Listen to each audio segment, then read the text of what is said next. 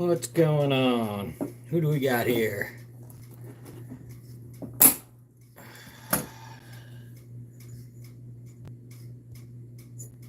Oh, somebody just checked in. Jeff, how's it going, man? Can you hear me all right?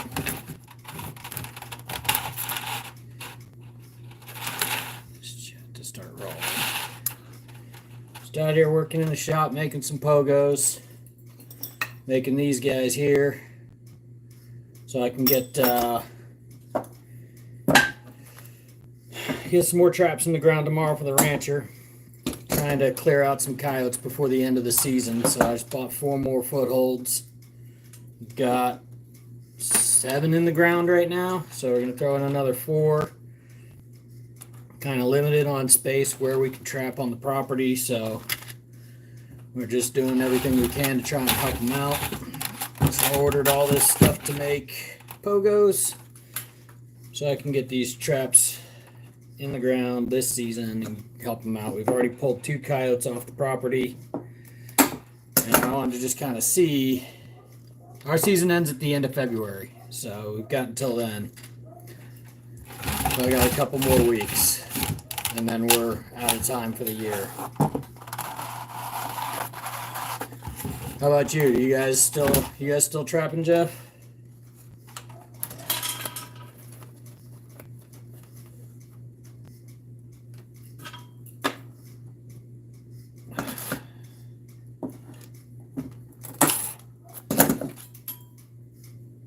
Yeah, I wanted to see what kind of an issue we're dealing with out there, besides all the sign that I saw, which tells me it's a pretty decent sized pack.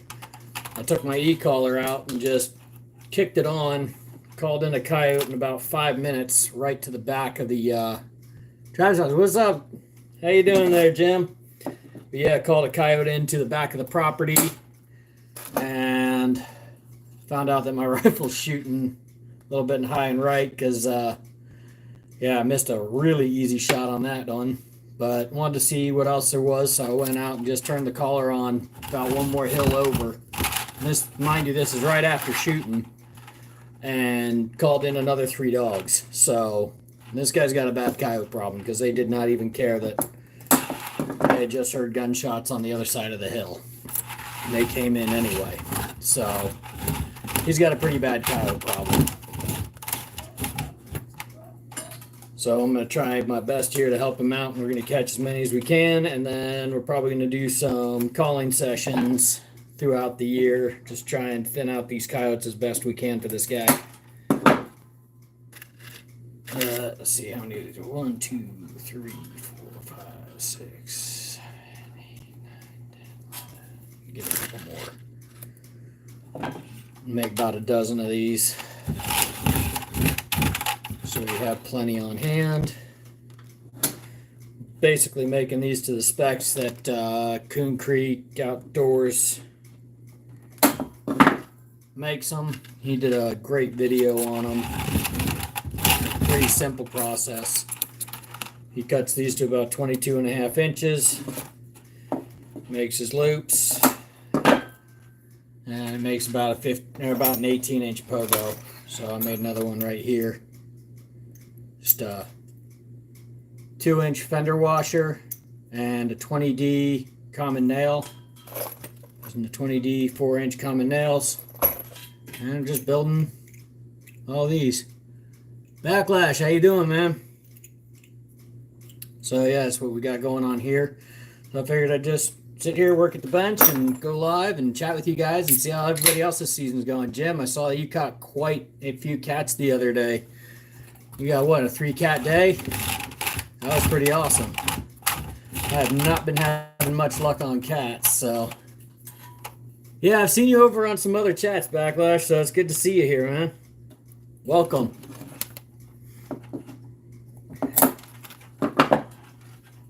But, yeah.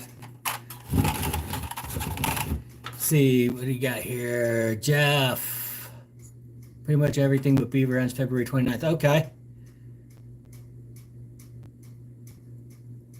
Well, it depends on what everything else is going on.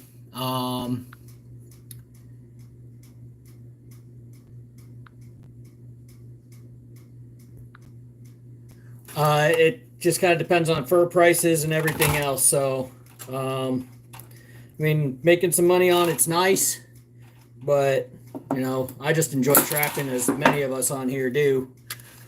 If you're just going to be trapping for the money, you're going to be disappointed a lot of the years. It's more of making, getting out there and just spending time outdoors. I like spending the time with my kids out there.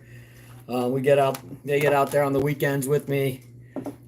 Just doing the best we can to spend as much time, outdoors and getting them involved in the outdoors. My son just did the trapping class this year, so he's doing a lot as well. He's been helping out, and he got his first coyote the other day in one of the sets we had for the ranchers. So it's been good.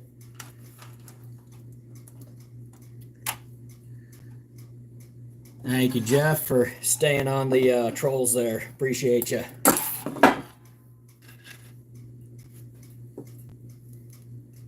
Trapping is something I've never done other than fishing with crab pots. Okay. Yeah, no, trapping's a lot of fun. It can be frustrating, especially trying to trap cats, because if you have house cats, then you know how cats act. A cat's a cat, pretty much, and they'll do whatever they want. So you can have everything set perfectly, wind direction's perfect. It's exactly what they like to, your bait's perfect, everything. And the cat will just walk up to your set, look at it, and wander off. Why? Because they're a cat. So there's really not a whole lot you can do about it. They'll just, a cat's going to do what a cat's going to do.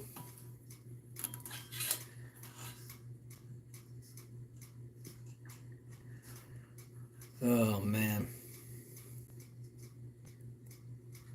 So where are you located, Backlash? Where you do all your fishing and crabbing and everything? What part, are you East Coast or West Coast?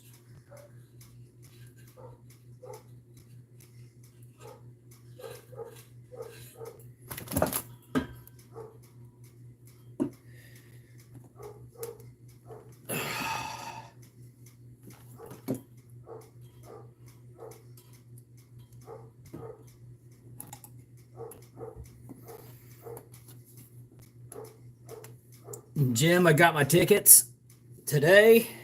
Went online and bought my tickets for the banquet. So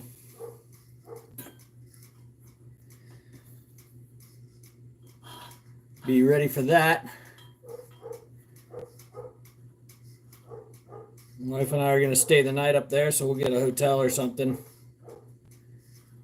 That'll be a good night, and I'm looking forward to that, and so is she, so that'll be a lot of fun.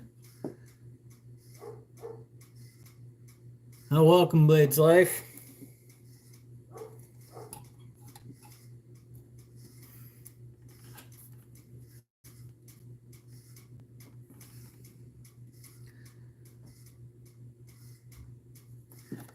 So my skinning setup, you can see right behind me, I've got the gambrel. It's just one of these chain gambrels right here. Hopefully you guys can see that all right. But yeah, just real simple setup. You just make the loop, put the legs through, and you can hang the animal right there and skin them out. Flushing beams right here, piece of PVC pipe. Got that there. Got an extra piece of PVC. I'm going to make some more, make another one of these. But this I have designed so I can pop it right out. Whole thing slides out. I can put the whole thing up and away, out of the way during the summer and everything else. So I have plenty of space in the shop, but I can slide it right in. And that piece of square tubing. And I'm going to make another one that's a little skinnier for smaller animals. And then flushing knife. Usually I don't have cages right here, but I'm building more cages, so I'm using that table space. But normally I just use that little fish table back there for all my tools and everything while I'm flushing. But got my fur brush, Weeby's pelting knife, flushing knife. You always want to have a good another good knife with you there. Keep a screwdriver handy. That helps slide underneath the legs and pulling that fur down. couple of nails for peeling the tail. Works way better than a tail stripper, and it's a lot cheaper, and they last way longer. You don't break them. So that's what I use. Hope that helps, Benjamin.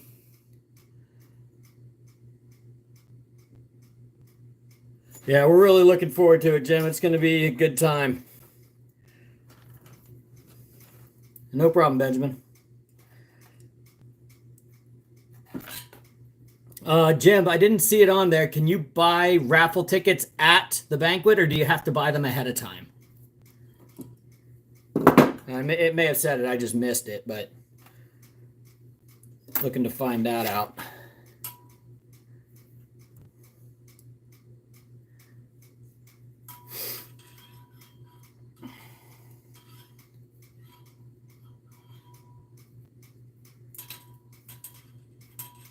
And guys, if you haven't yet, check out Jim's channel as well. If you or Jeff can throw your spot up there as well for trapping spots, that'll help. You guys can sub to him as well. Check out his if you guys are cat trappers. He's got a lot of good information on trapping locations and stuff. So definitely check out his channel as well. We both try and share as much of that information as we can, and he's got a lot more years on me, so Jim can help you out on that one for sure. I try my best, but Jim's our resident cat king.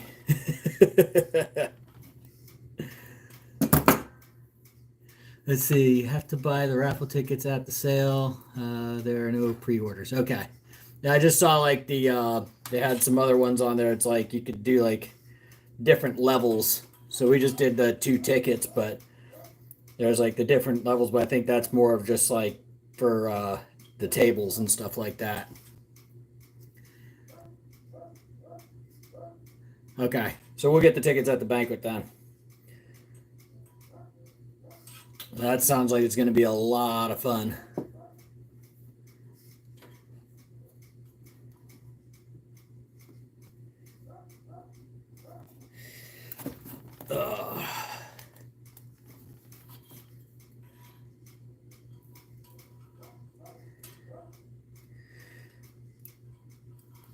Not the most interesting of ones tonight. We're just making these loops and crimping these little pieces on right here. If you guys got any questions or anything, just fire away. Let's see here. So I make these 22.5 inches long when I cut them. And they're coming out to right at 18. So 18 inches long after you put the loops in. So it works out pretty good.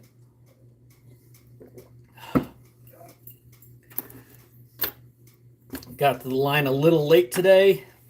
Running the line today. Had a miss on the stump set on the ranch.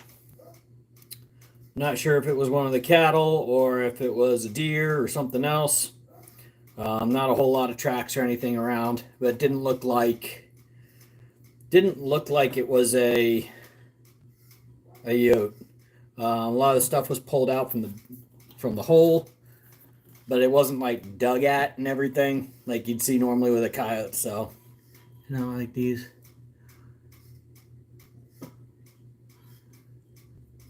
Thanks, Jim. Yeah, we're going to stay on those coyotes. Appreciate you stopping in and saying hi.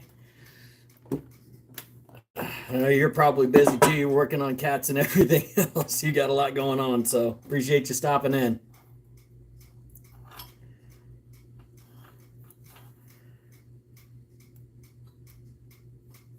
Well, we'll definitely keep on them. Making my loops about a 1-inch loop. Ballpark. And then just using some crimpers and crimping.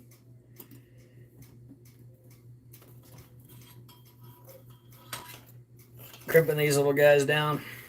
And they're just a little double. We're using 330, was it the 332nd galvanized wire?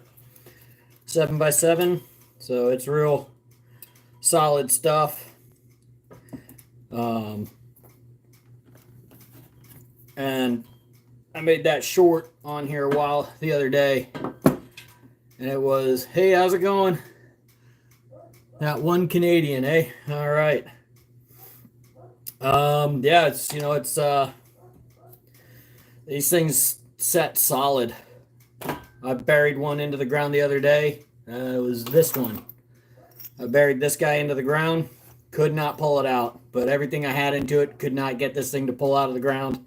I had to go dig it out. I had to go get a shovel and dig the whole thing out because there was no way it was coming out any other way. But you just drive these into the ground. Made a driver right here, brought that in here to show you guys. Real simple. Take one of these hardened steel bolts, cut this end off, cut the threaded end off, and it leaves you with this nice, like 2.5-inch piece of hardened steel. I cut the groove into it and weld it to this piece right here. Again, this is straight out of Coon Creek's setup. Got to give him the credit. He's the one who came up with that, but that'll help it from bending on you and everything through the season. I just got the second one so I can do a backup, but solid setup, works really well. Super excited about getting these into the ground. And I'm going to go replace a lot of my rebar stakes with these tomorrow. So I'm just making all these cable loops and everything. And then I'll add in all the fender washers, 2-inch fender washers. Bought them on Amazon. Same thing with these. On the little crimps. Bought them on Amazon. Bought the wire on Amazon. Super cheap stuff. Best way to do it.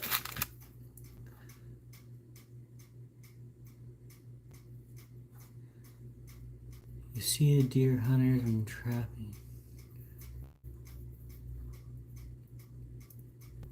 So I'm going to try the orange bottle this year. I've never used it, but I bought one of the orange bottles. I've watched a few different videos and different techniques people have used on using that orange bottle to tan with. I've done chrome tanning in the past, and that's worked pretty well. I've done a bobcat and a couple of raccoons chrome tanning. The downside of chrome tanning is if it gets wet, it like the leather falls apart basically. So you can't use it if it's going to go outside or anything. You really shouldn't be using a chrome tan method. It just doesn't last. But I'm going to try the other method, just using the orange bottle, and see how that works this year. Because if I can get that to work really well, I've got a few skunks, and I've got 4 or 5 skunks in the freezer here. So I'm going to try it on some of them, and maybe a fox. I have a badger in there that I may try it on. So I have the badger skinned out with the feet on. That would be pretty cool to tan that one. I'm going to do that orange bottle tan and give it a try, and if I can get a good soft tan out of it, then I'll probably do that. What I am doing with that first coyote my son caught, though, is I'm sending it out to Forever Soft. If you guys haven't heard of them, they're out of Pennsylvania. They do amazing work. I actually have a coyote there with them right now. And the owner of it, Mike Gonzalez, he's going to film the process of tanning the hide. And then once he's done, he's going to send it and the video footage back so I can do the final edit. And then we're going to post that on the YouTube channel so you guys can see how the whole process works, see his new shop, because they just moved into a brand new facility. He's super excited to show it to everybody. So that's something that's kind of been in the works, and you guys get to hear about it because you're here. So you guys get to be in the know about something that's upcoming, and that should be pretty cool. Really excited about that. Jeff, I tried the brain tan. Sort of. I did like it's like a store-bought brain tan thing you can do. It's not like an actual material. It's like using, you're supposed to use like eggs and mayonnaise and stuff. And it's supposed to be almost identical to a brain tan is what I've heard. So I tried that on a deer hide. It worked all right, but I definitely didn't work the hide enough, so it's still kind of stiff leather. But it did make leather. So, that was a first attempt though, so I'm sure that'll be something that, so the more you do it, the better you'll get at it kind of thing.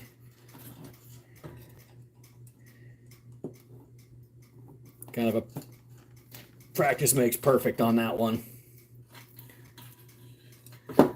I am making pogos for my traps. So take these, you drive them into the ground, and when you pull back, it flattens out. And then this whole thing gets stuck in the ground like that, and it won't pull back out, and you can anchor these. Heck, you can anchor pretty much anything. Guys have used these. They'll put them in the ground and pull their ATVs out with them. So they're pretty freaking strong. There's a lot of great videos on how to make the pogos out there. I really like the one that Coon Creek Outdoors does. He has 2 videos on it, but his newer video is a lot better. You can definitely see that one was made in his early times as a YouTuber, and he's real quiet and reserved, and not used to talking on camera and all that. You can tell, that's an earlier video, because his newer one, his energy level's up and he's talking real well, and you can hear everything, and everything's laid out real organized and everything else. So great video though. But I was looking for a way to make my own homemade anchors, because buying a dozen of these is ridiculous. You go on to like any of the trapping places and to buy a dozen of these anchors, you're going to spend, $40-50 on some wolf fangs. And this right here does the exact same thing. I think I spent, the cable was 20 some odd dollars. This was $7 for a pack of 100. And then these were $6-7 a piece, I think, for, I don't know, 20 of them, something like that. There's a bunch of them in here. 15. So $6-7 for 15 of them. So, and this is, I get 250 feet of the galvanized 3x32 wire. So use that kind of cable. You can make a lot of these for pretty much the same amount that you'd spend on a dozen. I'm going to be able to make way more than that. Actually, less than what I'd spend on a dozen. I can make way more. I didn't sat down to figure out the actual cost of one of these, but it's not very much. It's pennies on the dollar in comparison. But yeah, most of my fur though, Benjamin, I actually don't tan. Most of it I just dry. Like you see behind me, I've got those ones on the stretchers, and then they go to the fur sale. So most of my fur goes there. I sell some of my fur to taxidermists. I'll sell the animal whole for taxidermy, because there's taxidermists out there that really want to do like a gray fox, or they really want a badger or something like that. And they want that for their showroom. So I catch a really nice one of those or something, I'll reach out to them. Hey, I got really nice looking badger, good gray fox. I shoot them a message, and they check it out and they go, yeah, that's what I'm looking for. And we come up with a fair price, and I freeze it whole and get it to them. So I've sold a few that way. And I'm double crimping these guys. Probably don't have to double crimp, but makes me feel better. It's not going to come apart.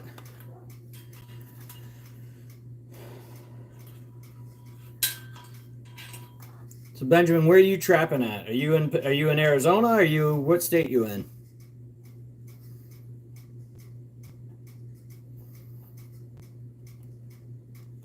See if we get an answer here.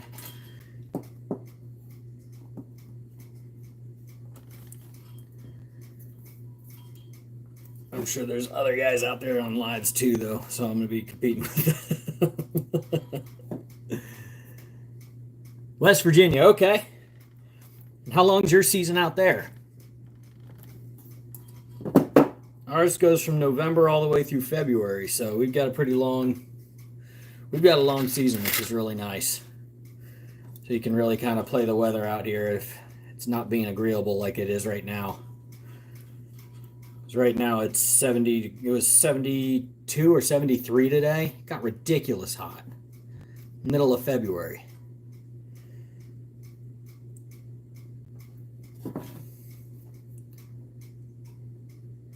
Okay.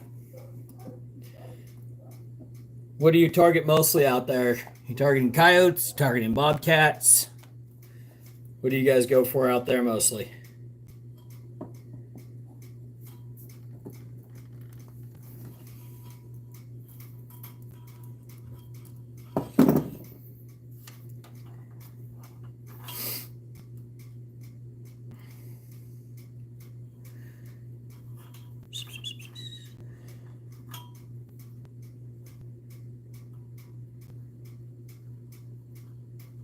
Jeff, where are you at with when you brain tan? You had to do that like one at a time, or can you do like a whole bunch of them at the same time?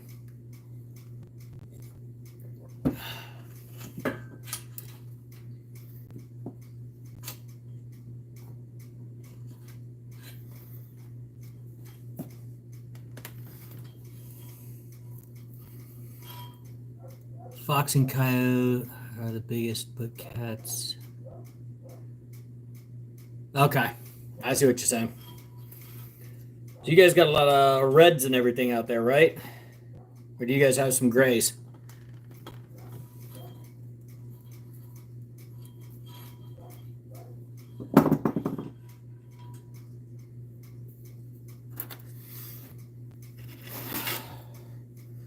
We got everything but the red. We don't have the reds out here. Wish we had reds. Unless there's some up north.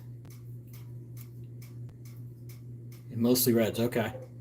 You guys have gray fox out there?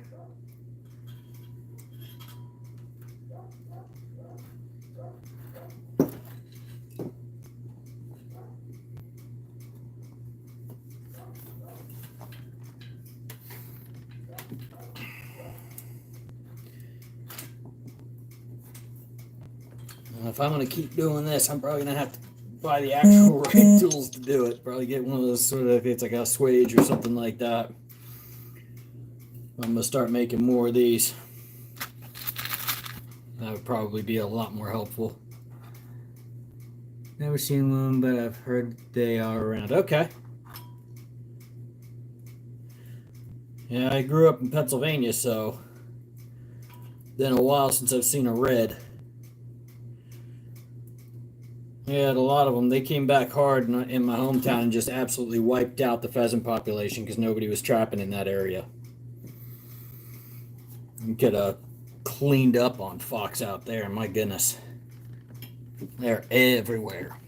Completely wiped out the pheasant, though. We had a very strong pheasant population. And then just, they got decimated. Completely wiped them out. I mean, you couldn't even find a pheasant anywhere.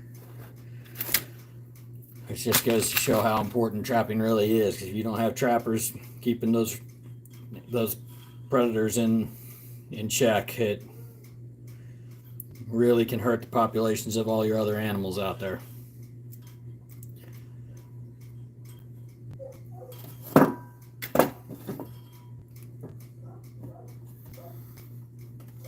People always ask me, how is trapping conservation? And I explain to them about that, and they're like, "Oh, I never thought about that." Yeah, your predators, if you don't keep them in check, they will wipe out everything else. They're about to find that out the hard way up in Colorado. They just released a bunch of wolves out there. It's kind of sad. You look at the pictures of it, And the picture of that first wolf release they did, their mayor, or governor, whoever it was, he's got this big old goofy smile on his face. And all the game and fish and wildlife experts and everything standing behind him are wincing as it's going on. And they're just sitting there, the looks on their faces like, I can't believe we're doing this. Because it will decimate their elk population. And it won't take long.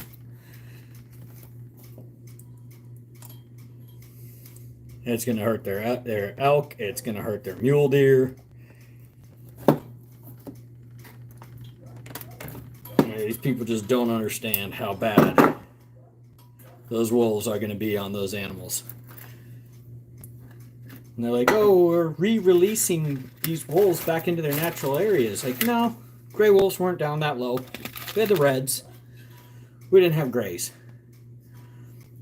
Grays are a much larger, stronger, faster breed than what was down here originally, down in Colorado and in the U.S. Maybe some of those grays were maybe up in Montana, maybe, but most of them were further north, up in Canada. And now they're dumping them down here in Colorado and other places in the U.S. that don't belong and they've never been, and they're just wiping out herds. They're just going to wipe them out. And it's going to happen like overnight. You're going to have one hard winter, and those wolves run right on top of the snow because they got them big old feet that flatten out on top of the snow that are designed for running on the snow. And they're just going to mop up, and it's going to be a mess.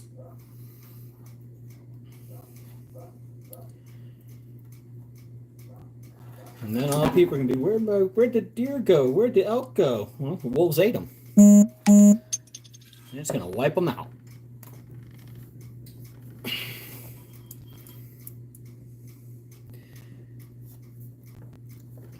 So, I'm sure most of you already know that, though. But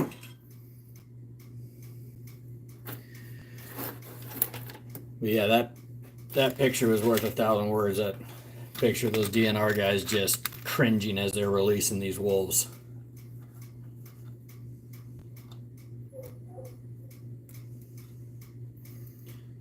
Bad business.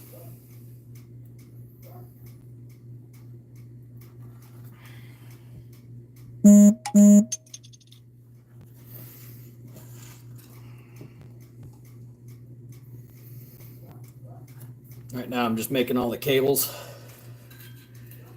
And then I'm going to make all of my little eye hooks and everything else.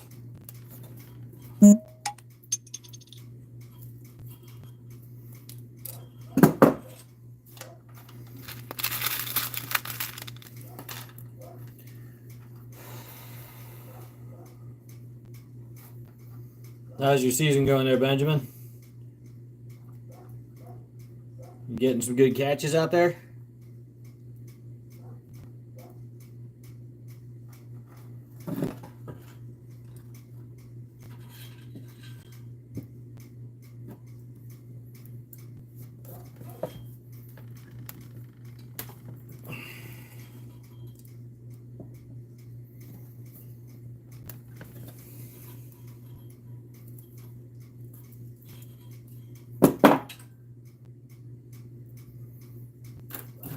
Here.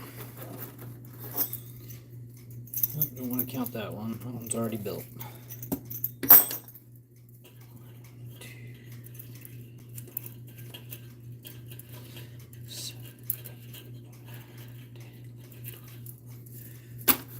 That's 12. We got what? 1, 2, 3, 4, 5, 6, 7.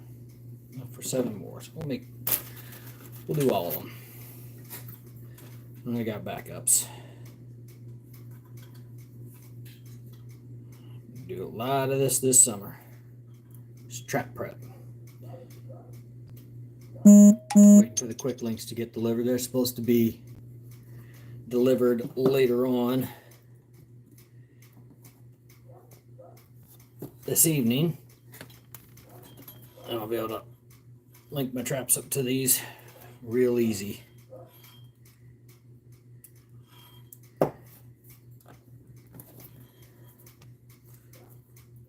Drake is not impressed right now. We got him kenneled because he was bugging the goats. So we gotta let them acclimate to their new environment, and we don't need Drake running around and bugging them. Got them in their new little enclosure. They'll roam the yard and everything and help clean up all the weeds, but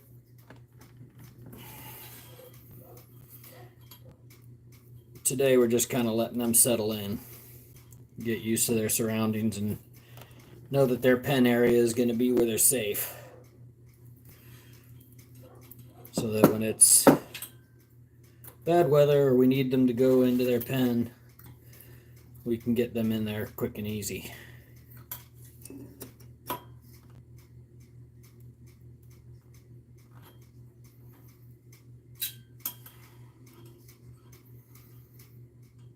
So who all's still here? Who do we got?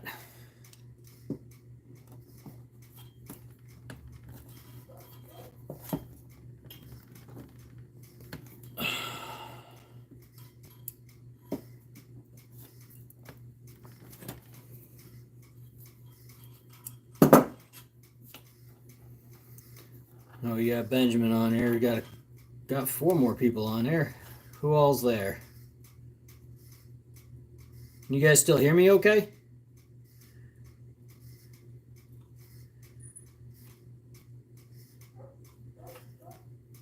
I'm just sitting here talking to myself.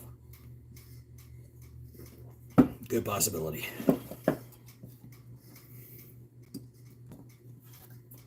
says there's 4 people on. Oh, Jeff, back. Okay. Thanks, Brian. Good to see you. All right, Jeff, I was wondering, all of a sudden you just disappeared off there, Jeff. Had you there for a minute, and then all of a sudden he was just gone. I get it. Let's see here. Brian, we're going to make you a moderator as well.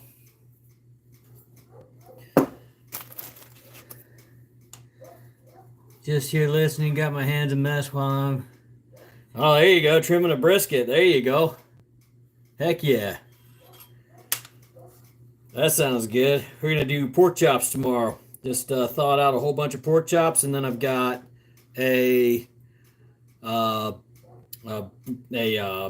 what's it called? A picnic roast that I'm going to throw in the smoker. I got to get that in the brine. I'm getting it all thawed out right now.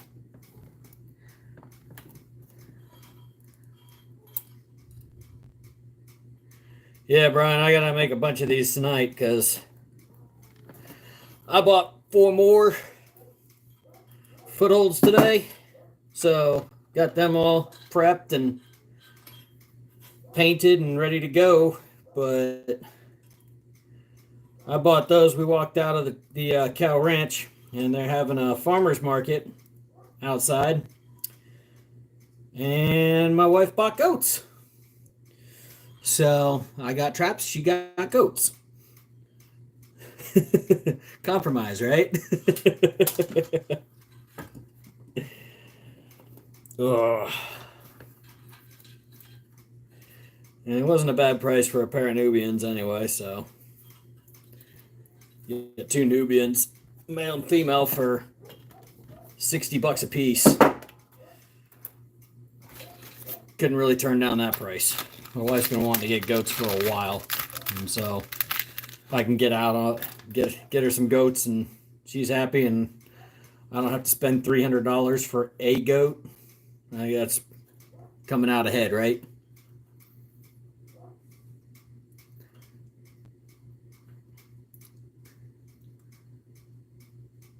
Yeah. I was trying, Jeff, for a long time. I was avoiding goats, trust me.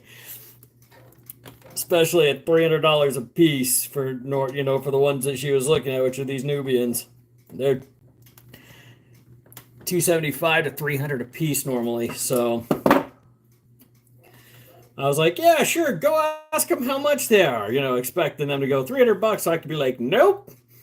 And they're like 60 each. I was like, crap. I was like, well, I guess we're getting goats. Because she found the ones that were a screaming deal. So at least I got some traps out of the deal.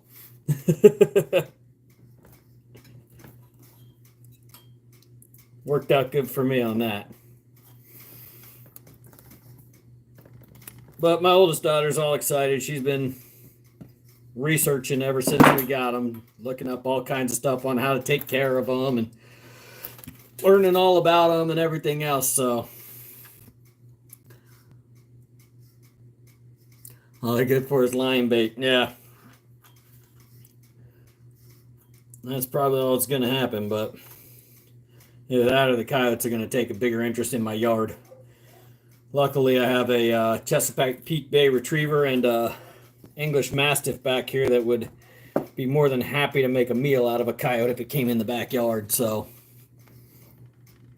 that's what protects our chickens and all the other animals back here. So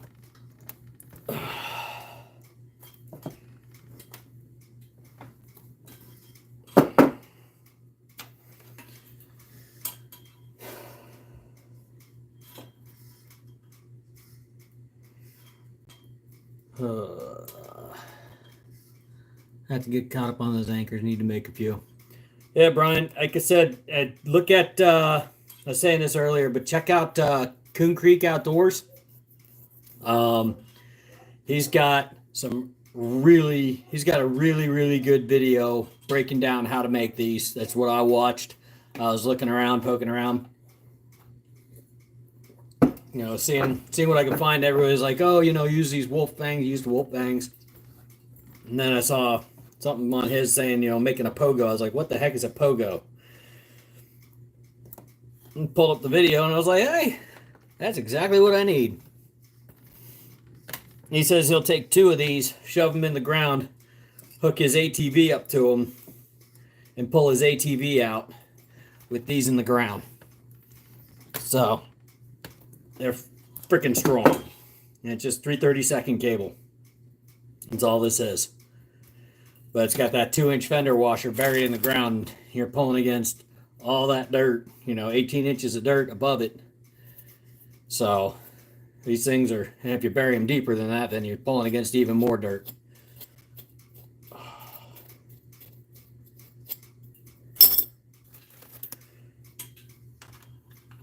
Got into some brush today and got what the kids call pokies.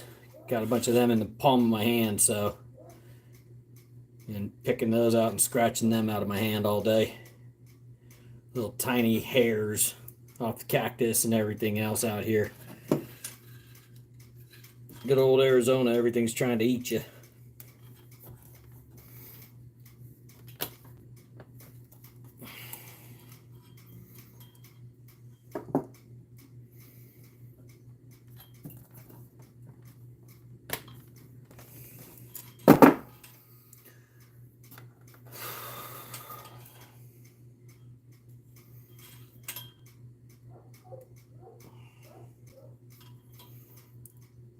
Nice popping up a lot though and chatting with people while I'm out here. Otherwise, I'd just be sitting out here in the shop, a little bit of music on, listening to Drake bark. At least here I can chat with some guys. Oh yeah, those cat claws, Brian. Those things tear you up. God. I've got this cut on my hand here. And I'm sure you guys saw in some of my other videos, but right across here on my hand, it's about an inch and a half long just from cat claw tearing into my hand, just ripped my hand open. And yeah, just that cat claw stuff just makes a mess. It can rip your hand up pretty good.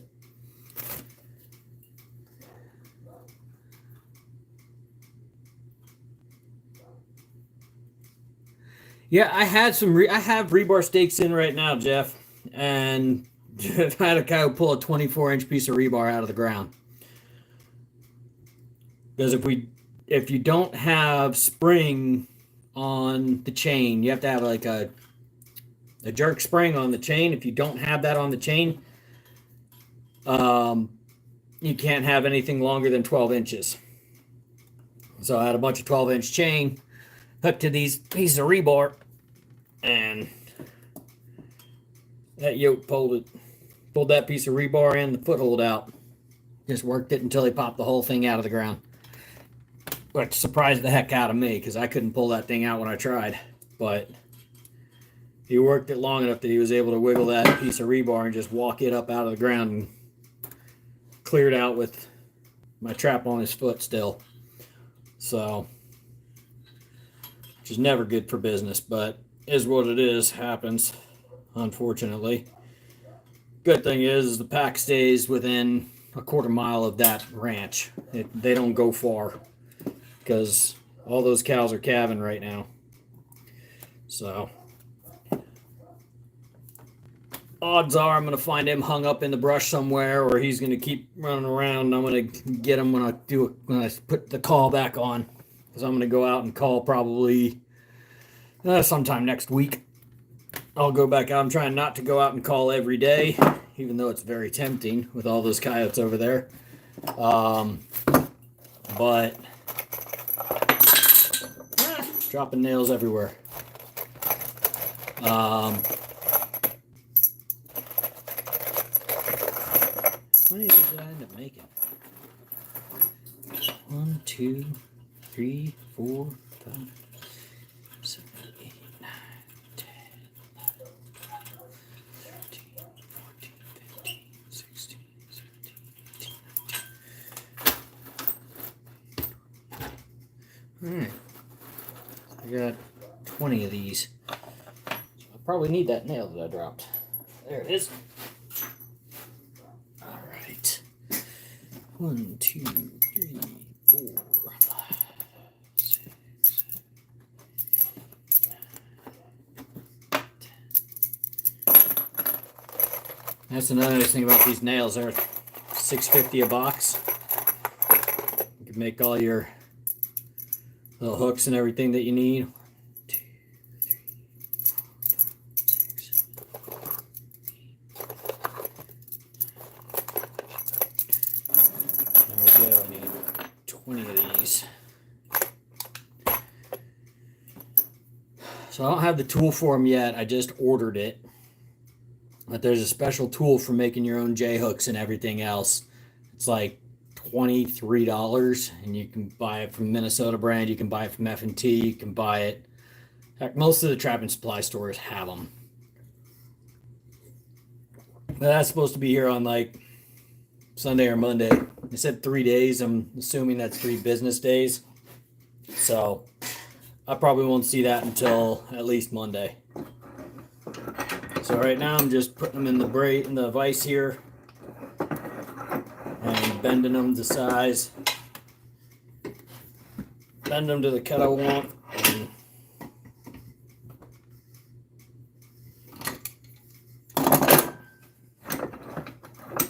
working it that way.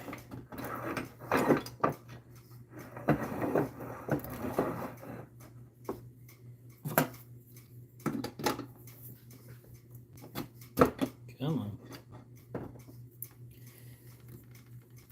You just gotta get creative.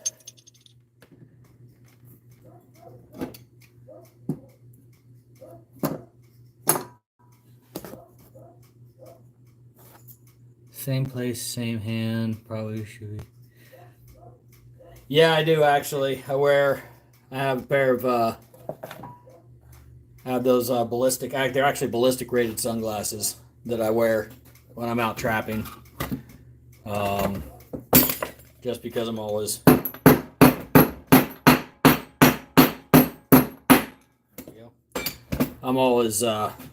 getting hit in the face with stuff, and it's just easier to deal with it that way. So just take that nail, I cut it off already. You can see I'm just kind of putting a bend in it. Drop this on it.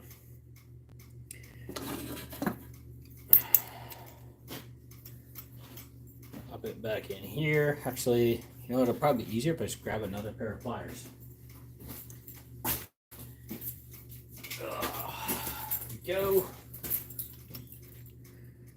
I cannot wait to get this other tool in because it's going to make this 1,000 times easier.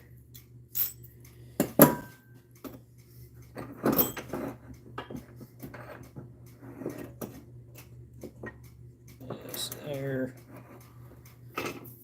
Should have left a little more on this nail.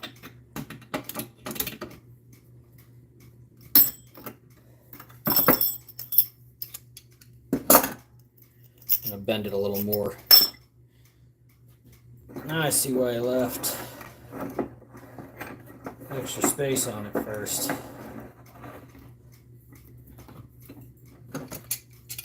Let's see here. There we go. Roll that over.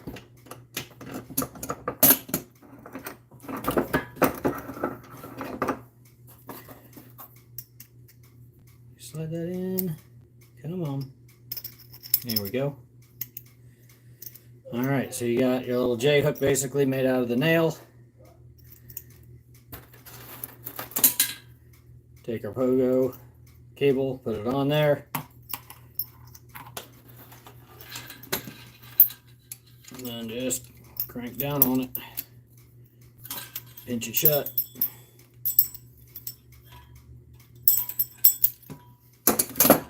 And that's it right there, guys. And then they say when you put them in the ground, put them in with that opening facing down. When you put it into your stake, put it like this so that the opening's down into the dirt. Start it into the ground this way. Hold your cable up like this. Keep a little tension on it.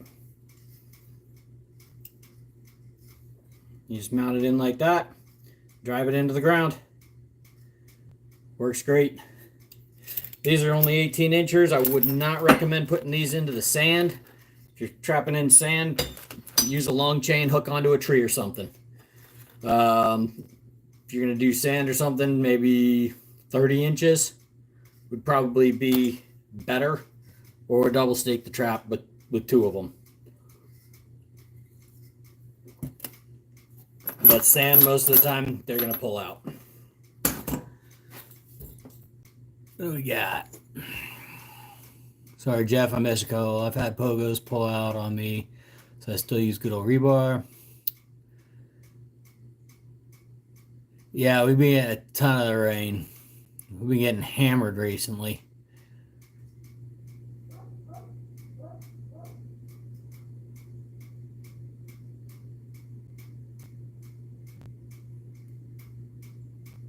Eight-inch. Wow. That's some big ass pogos, Jeff.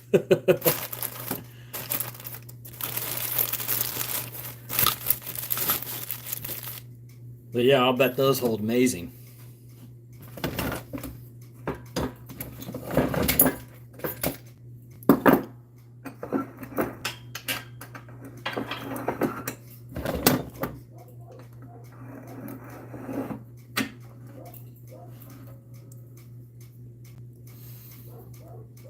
Move this over just a little bit. You guys can see what I'm doing a little better.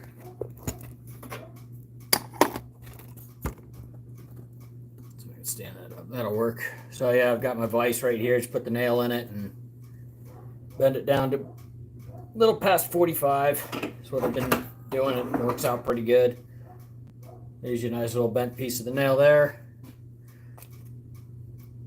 And shove the whole nail in.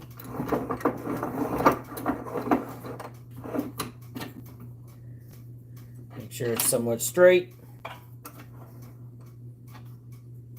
Out to the edge.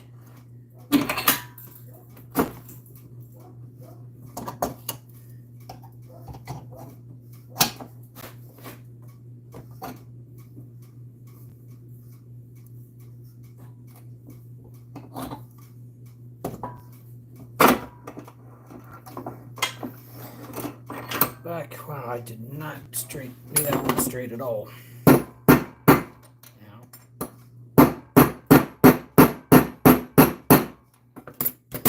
back out.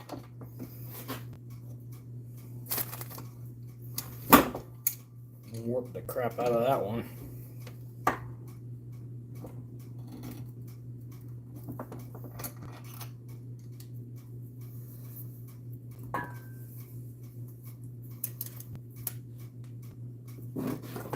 Pin this down and peel it up. Oop, that's not going to work.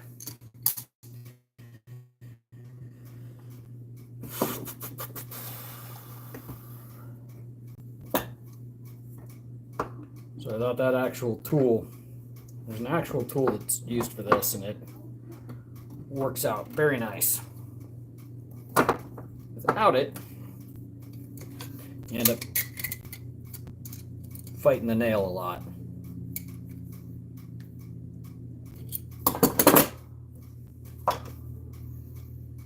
Cut the bottom piece of that nail off. And right about there. So Jeff, right now I have, let's see here, 5, 7. Oh, that's Connor. Okay, let's see, 5, 6, 7, 8, 9. Hey Dad, about the dog. Can you? Mom said, should I put him back in? Is he messing with the goats? Kinda. Sorry guys, I got Connor talking to me through the window here. Huh? He's right there. He's trying to get in. Is he trying to get in, or is he just standing there staring at him? Yeah, he's kind of wagging his tail, staring at him. Okay, well, let him stare at him for a little bit. Just keep an eye on him for a bit, all right? Okay. I can't see him, but you keep... I went in there. I went in there to go look, to go check on them because I didn't hear anything. And Drake went in there. And I tried to call him and took him out. Good job. Well, that was nice. Protected the goats. Good job, buddy. He looked in the kennel and now it's not going away. Let's see, I have about 18 sets out right now. And then I have 7 footholds, so we're running 25 right now. And then I'm going to throw another 4 out, so... Haven't caught anything since that small cat, as far as cats go. It's been pretty slow on cats out here, and I've got my sets on some of my best spots. So I don't know what is going on with the movement on the cats right now. I did see one dead in the road. About the same area I saw a dead one last year. So that's not going to help my numbers at all. But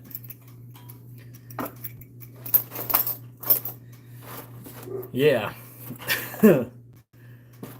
never helps when you start seeing them in the road.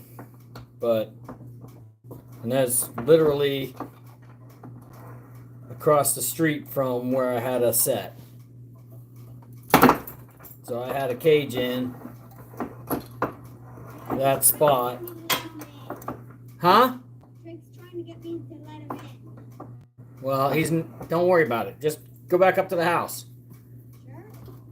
Just keep an eye on him. Go get my big flashlight and keep an eye on him. Sorry, guys. I just moved back to the Midwest from Colorado. Use labels now instead of live traps. It's super helpful. Thanks, Mike. No problem, Chris. Glad you're seeing it's helpful.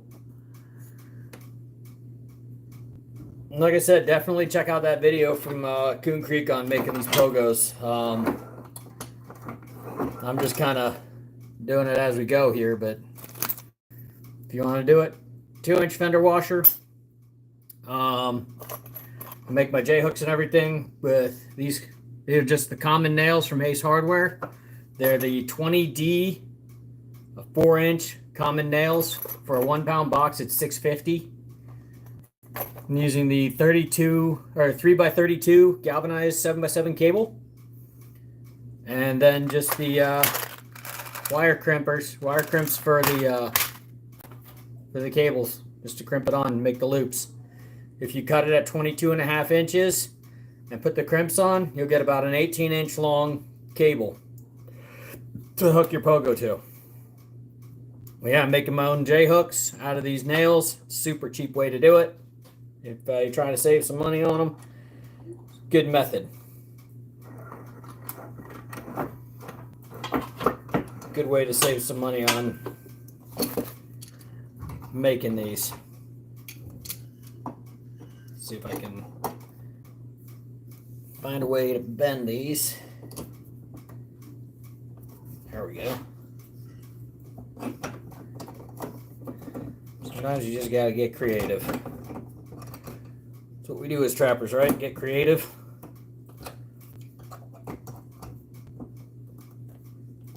There we go.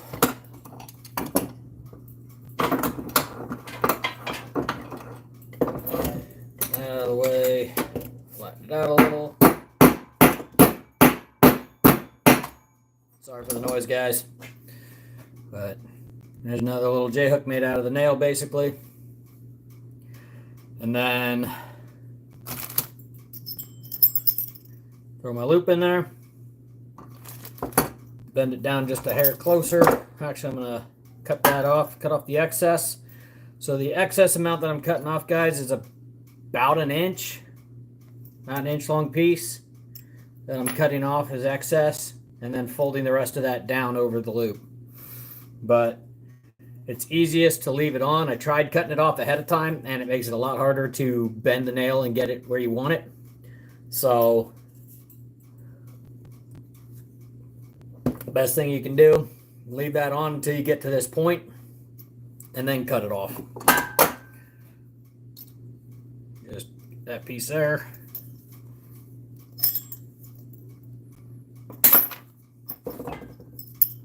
Pop that piece off. So now I got my little J-hook.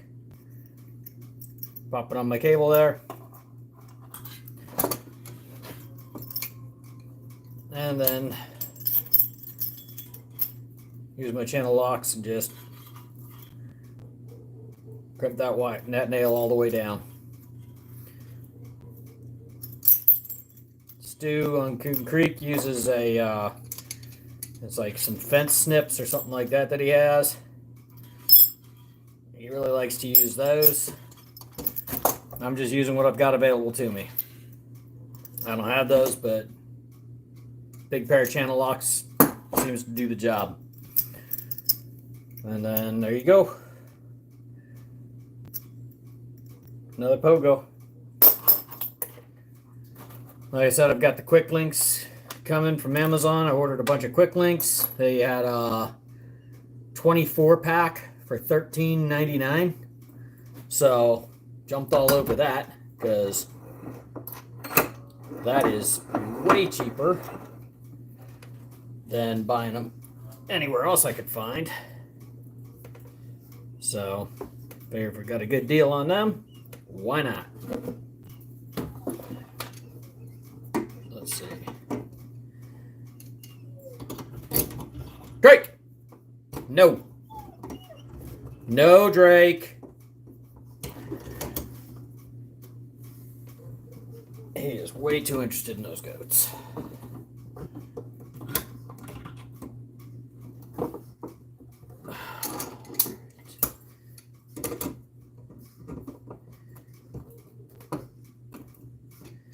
There's got to be an easier way to bend these. There we go. Ha!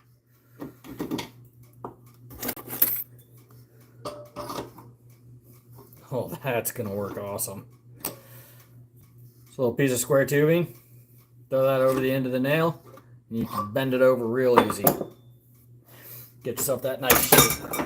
So if you don't have this specialized tool, I'll do a little video on the tool when I get it here for making J-hooks out of these nails. But for right now, we're just working with what we got. I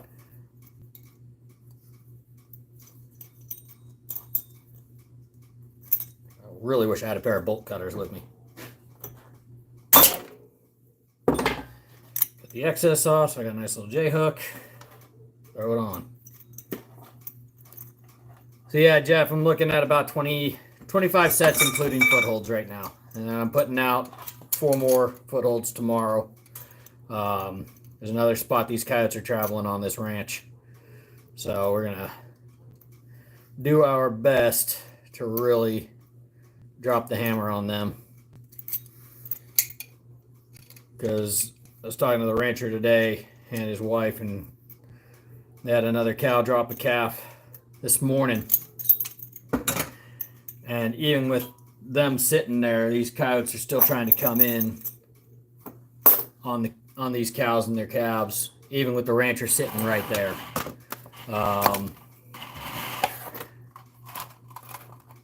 And so yeah, it's just been, like, these coyotes are just getting way too brave. So we're gonna do our best to make them a little more skittish, and or just unalive some of them. Would these hold up to the Midwest yotes? The ones out here are about 50. Oh yeah, all day long. There's a video of a guy who made a bunch of these, and hooked his ATV up to it and tried to pull it out of the ground. Now, he was making ones that were about 30 inches long, but those weren't pulling out of the ground with an ATV pulling on it. He hooked up his tractor to it like a lawnmower, tried to pull it out, wouldn't do it. Hooked a horse up to it, wouldn't pull out. These things will hold really well in the ground. As long as you're working with like dirt and stuff. Now, you're working in sand, that's a different story.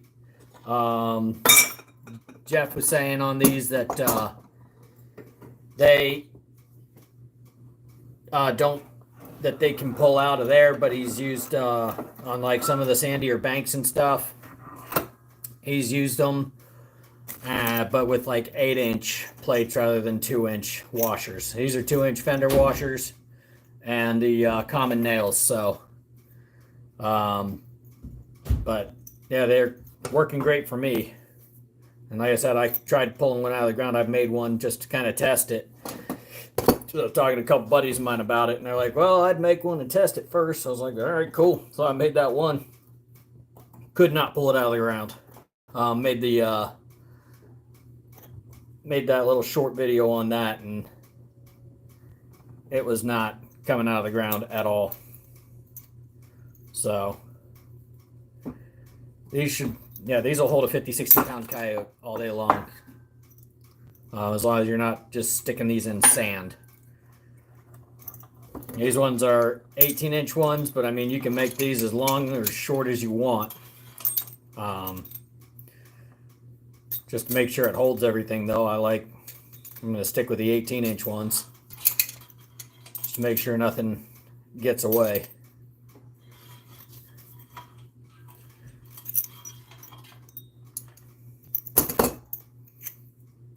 But you can even take these little J hooks and weld them right here at where these two pieces come together. Just pop a quick weld on there, just so that there's no way that cable can come out. But I mean, you drive it into the ground like this and then yank it back up, all that pressure's coming straight up on it anyway. There's gonna be dirt and debris and everything else in there. It's not gonna slide down and unhook itself. So yeah, once these are in the ground, unless you're digging them out of the ground, you're not getting that back. So just be set up to be able to make a lot of these, because if you're not getting them back, you're going to put it in that ground and it's going to stay there. Unless you got a good shovel.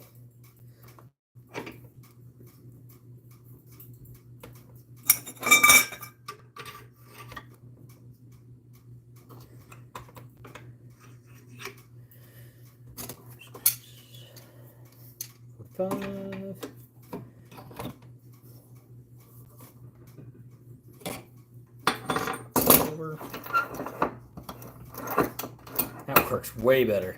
Using that little piece of square tubing works amazing. To bend them back the other direction, just hold it with the channel locks and just grab that and flip it right down. Makes a nice little J-hook for you. Cut the excess off.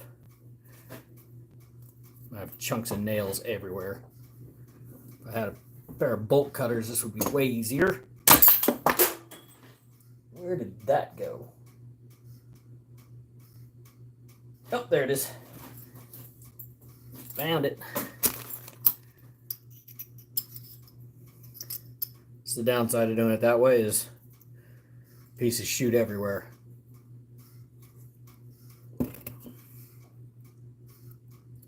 Jeff, I'm not going to be able to make it to the NTA this year. That is definitely on my list of things to do, though. I would love to get out there one of these years. I just have too much going on this summer to make it out. Just got way too much going on with kids and everything else. But that is definitely going to be on the kind of to-do list of places to go and do that type of thing. Just unfortunately, it's not going to be in the cards for me this year. I wish it was, but it's just not going to happen this year, unfortunately. So I would love to go.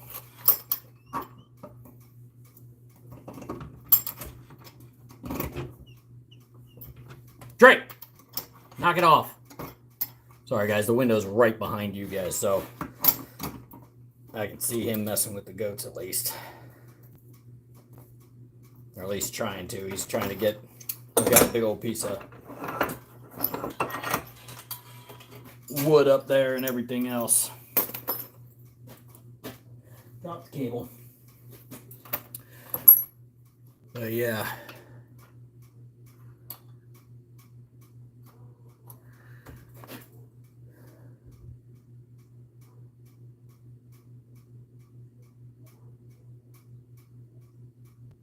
Yeah, I wish I could go to South Dakota, though. That would be a lot of fun. I know Jim's going to be out there this time around. He said that he was going to be coming out, and I think they're actually going to be setting up a booth for the Arizona Trappers Association. So, if you see him out there,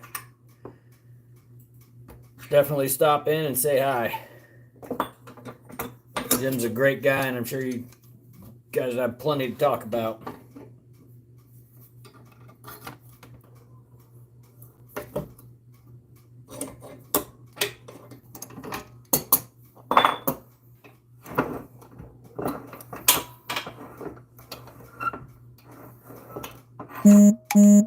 Yeah, NTA, I would love to go. That would just, for kids, everything else, it's just, life gets too busy to be able to do it all the time, unfortunately.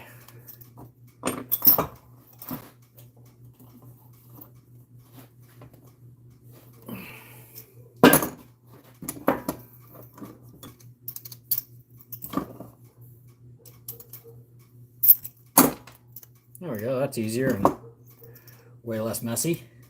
Stuff doesn't go flying. Stick to that method.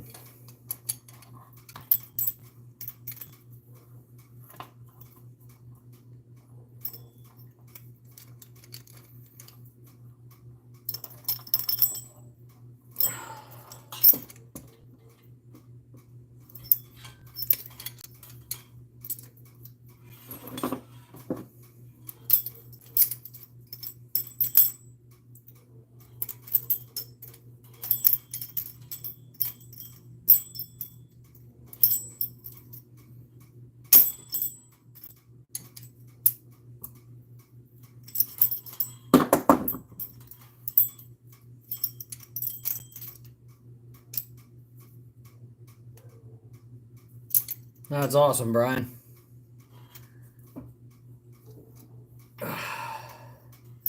Good to see you on here, man. Yeah, at NTA, I know there's quite a few guys that make it out there. A lot of guys that live a little bit further north. Guys like I know Trapper J makes it usually. Stu from Croon Creek goes out there. Justin, Iowa Trapper. You guys talk to him at all? Check out his channel. He's got a lot of good content too.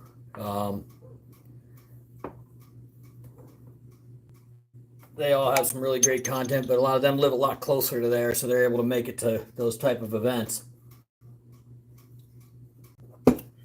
So they're able to go to that stuff more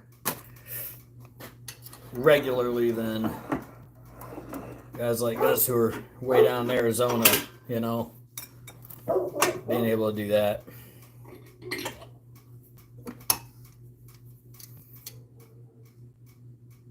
Yeah, the Idaho sale would be pretty sweet.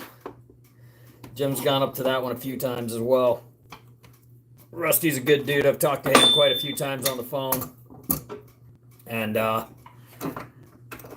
Idaho sale looks like a lot of fun. That would be definitely one I'd like to go to as well.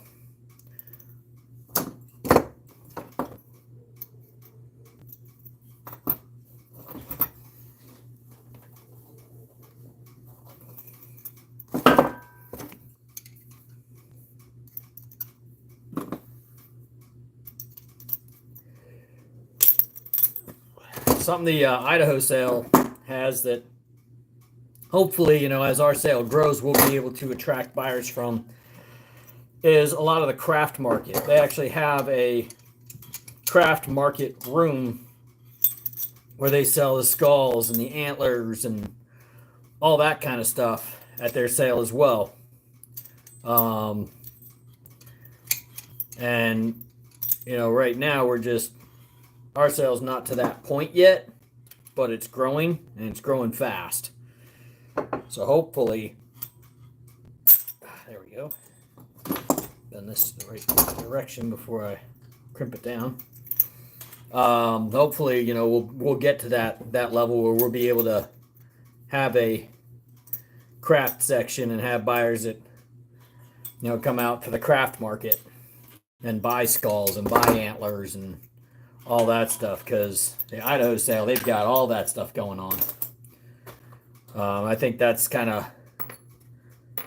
one of the things that we're trying to work towards to be able to do, is have that section of the market as well, and open that up to a lot of the guys down here who can't make it all the way up to the Idaho sale and things. So that'd be pretty awesome if we were able to get to that point.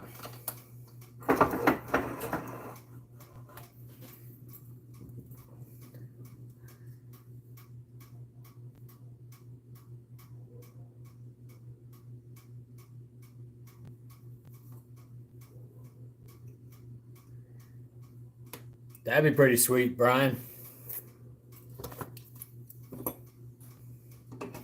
Do a camp down south would be pretty awesome.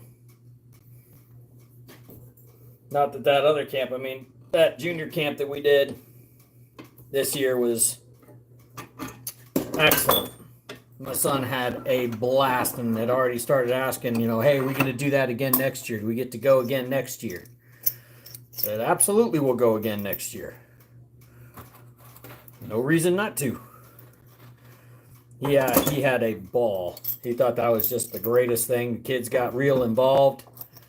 Got to do that youth camp. And just, they had so much fun. And he got his trapping stuff done, so.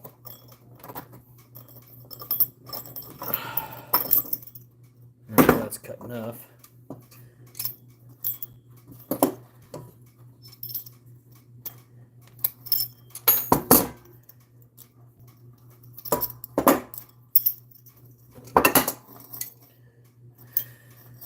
Oh.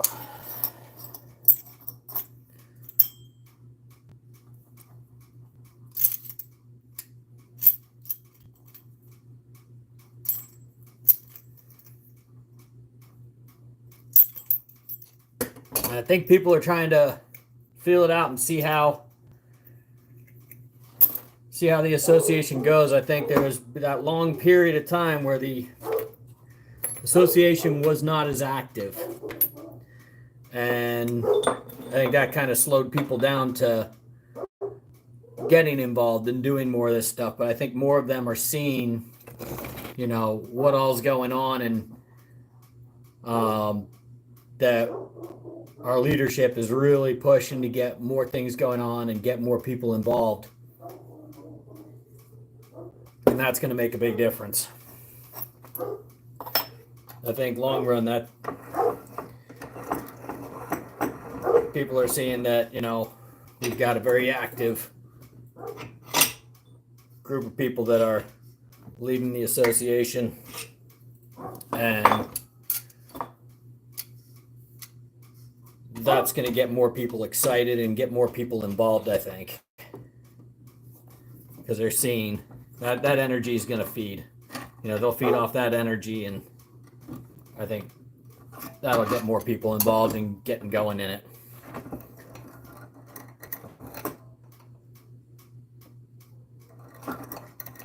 Yeah, that was a ridiculous amount of kids. Those kids are just, I think that was pretty awesome for them, just because they could really they got a lot of hands-on. They got to see a lot of catches. Heck, we even caught a few bobcats. A lot of great demos. And, you know, people who wanted to get hands-on experience and get some practice on the fleshing beam and stuff, they were able to do that. With experienced guys that were present, you know, that could help them out. You know, and, you know, something that I think we need to also push out there is that, hey, you know, yes, it's a youth camp, but, you know, if you're an adult who wants to learn, come on out, we'll teach you. You know, we had quite a few adults out there at that youth camp that just wanted to learn trapping. And they, you know, they got a really great experience and they got to learn a lot. So I think that's going to be a really big thing as well. You know, that, you know, they get to see everybody and get involved and learn all about all this stuff.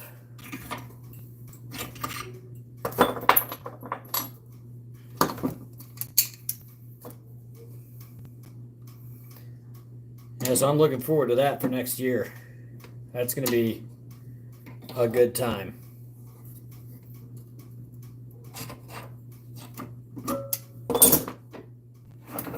I'm getting better on these J hooks. They're looking more and more like a J hook, and then just cut off the excess. Practice makes perfect, right? Just keep doing it, and eventually you'll get it right.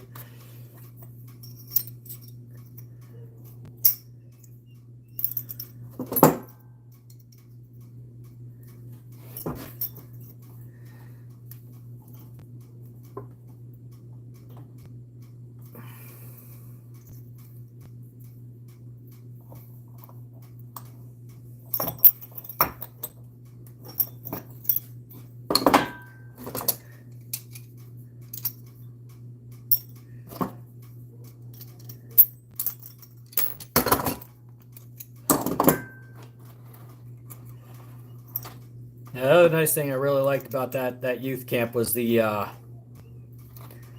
just, you know, how many kids we saw that were actually getting involved in trapping, and their parents were getting involved in trapping because the kids wanted to get involved. You know, and you get to really see that, and, you know, kind of get that excitement going about it. I think that's really going to help trapping as a whole.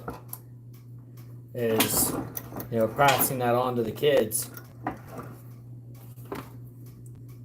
Which is why I always, you know, push that with mine. I get my kids involved. I give them the opportunities at least. If it's not something they're into, then hey, that's not something they're into. But I want to make sure they at least have the option to go and to get involved and do that and try it out and see if it's something they'll enjoy. And that's about all we can do as a parent, you know, and give them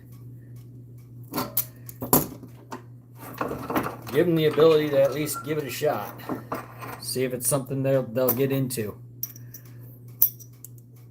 Connor, he's not huge into hunting. He likes to hunt, but I think he's definitely more into this trapping, and he likes to fish and he likes to trap. I think that's more up his alley. He enjoys hunting, but it doesn't seem to be his big thing. My daughter, on the other hand, my oldest daughter, Jo, she'd rather hunt. She's not really into the trapping thing.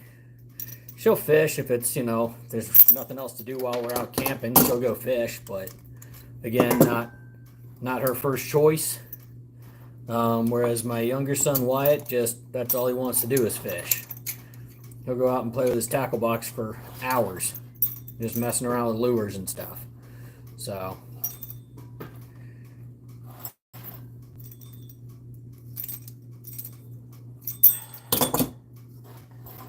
it's just each individual kid, they'll have their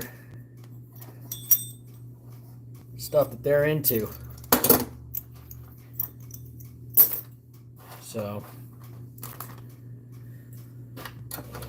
my goal is just to make sure that they have the opportunities as best I can.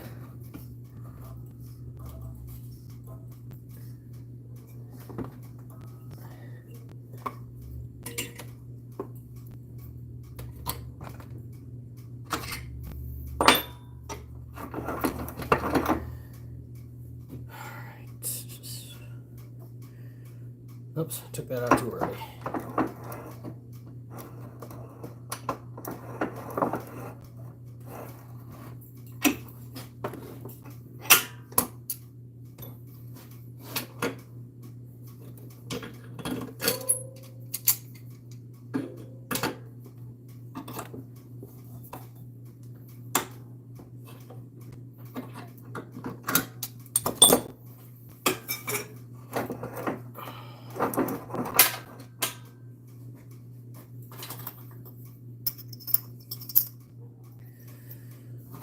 Right.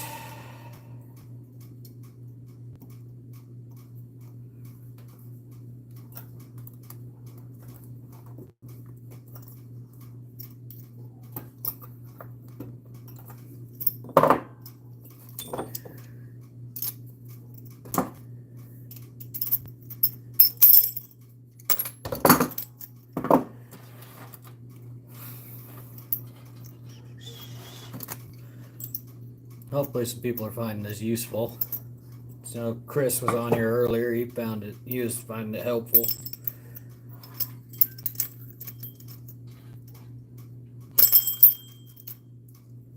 But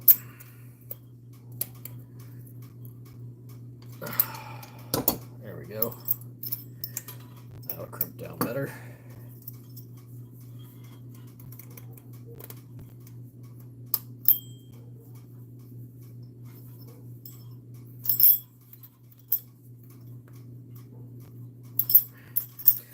This one is being a pain. What size trap is down there for caught? I have a bunch of Duke number 3s in the ground right now and some Duke number 4s. They're both the offsets. So I have the round jaw for the Duke number 3s. And then the Duke number 4s, I actually have a couple right here. Got them all painted up and ready to go on the ground. But Duke number 4 square jaw.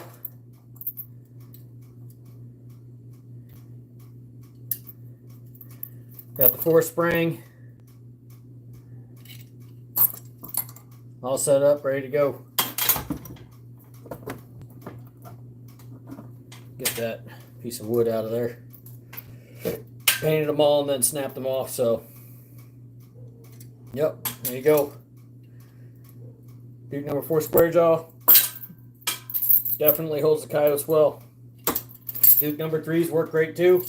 Talked to a few guys who use the Duke number 2s on them, and they're like, catch coyotes with the Duke number 2s all day long, and that's all they use. So, but yeah, I've been using the number 4s, and I really like them. My son buys the 3s just because they're a little cheaper, so he can buy a few more of them. You know, and get a little bit more, get a few more traps. You know, but I like the idea of the four springs on there. So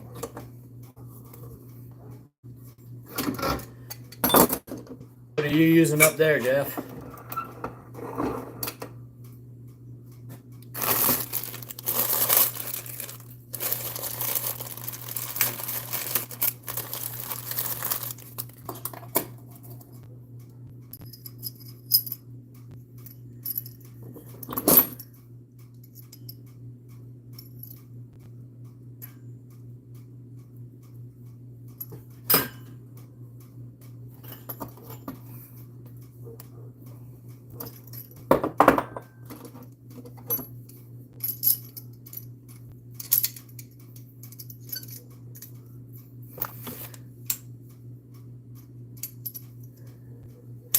Jeff, what size trap you use up there?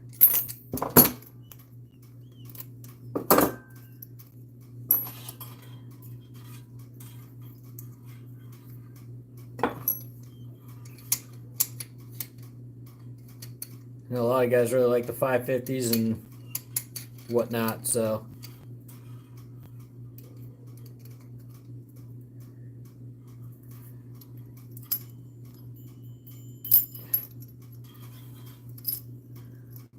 I catch them in everything from 1.5 up to 3s. Okay.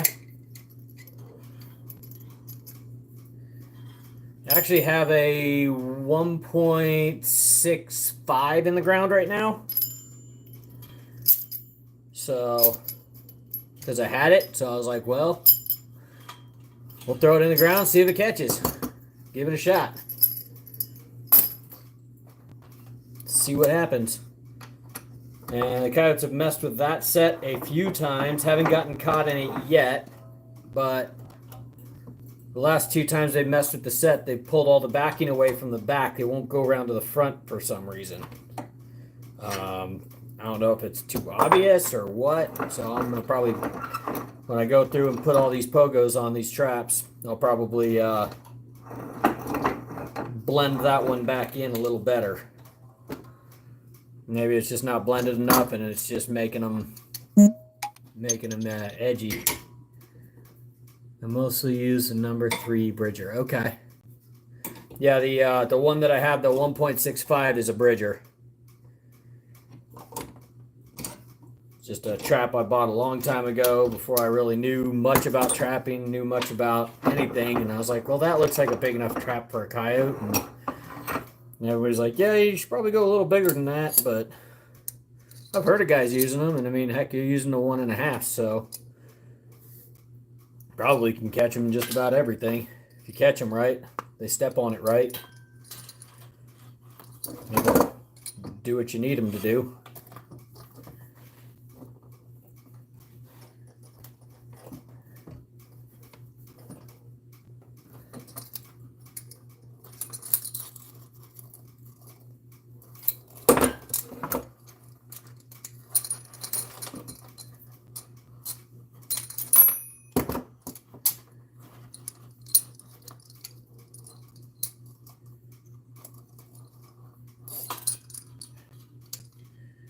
Come on.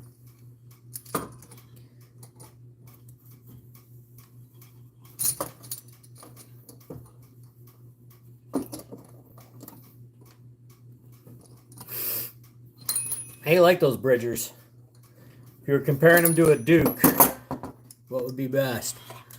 All my traps are old. I haven't bought any for 35 years. Wow.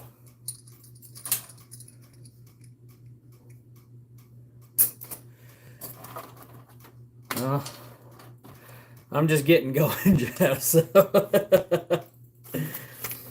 I'm hoping I'll have these traps for that long. You know, and just keep putting them in the ground every year and getting more coyotes and getting more cats and everything else. I hope to just keep doing this, you know, and My boys are getting into it, and my youngest daughter, she seems to enjoy it. But we'll see what she ends up doing. Who knows?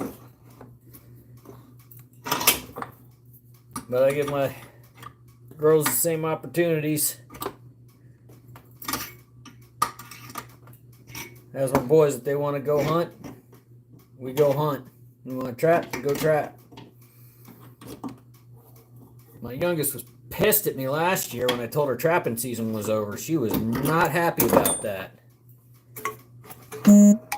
She wanted to go out, and she called it trap lining last year, and so I want to go trap lining. I'm like, well, trapping season's over. No, we go now. I'm like, no, we really can't. We pulled all the traps, remember? She was not happy about that. She wanted to trap. So she still comes out there and runs a line with me on the weekends and stuff, and runs them on Mondays.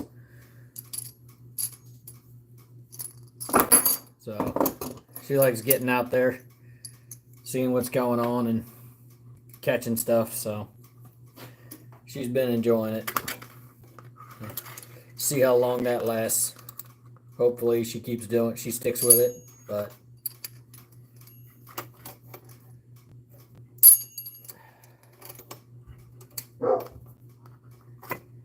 each kid's gonna get into their own thing. Just got my oldest two their own bows for Christmas. They each got one of those bear archery bows, nice good compounds, the ones that start at like 7 pounds and you can go all the way up to 70 pounds. So we're gonna have some videos with those this summer and do some archery practice and maybe have some competitions with the kids because I know how competitive they get. We're going to get them all set up on those. Take them down to the archery shop. They told me, buy the bows there. They'll give them an archery class as well. So we'll do that. And then we've got the backyard range. Done the video on that and get them out there shooting. My daughter keeps talking about she wants to go out and chase deer with a bow, so I'm like, all right, let's do it. All about it. You want to go chase deer with a bow? Let's go chase deer with a bow.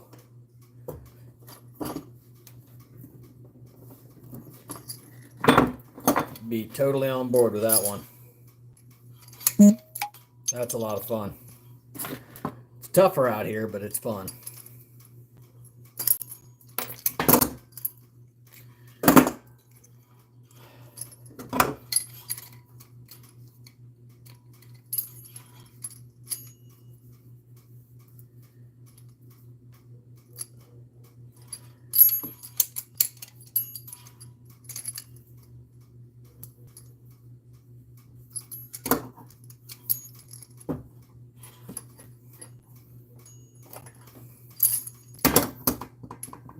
Going anywhere. Rim country, bow.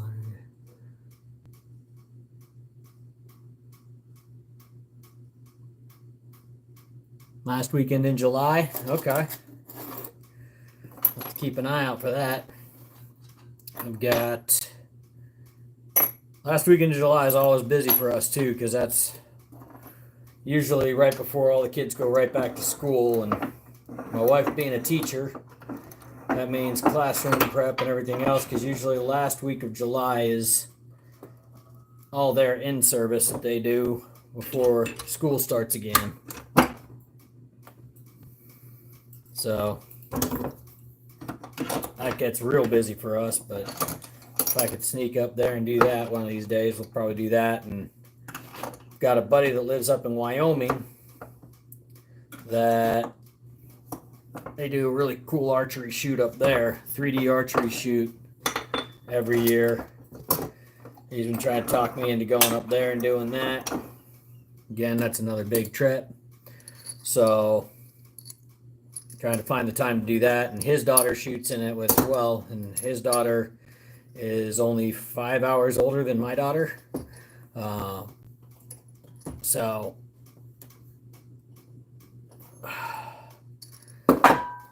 we'll probably go up there and do an archery shoot with them one of these summers.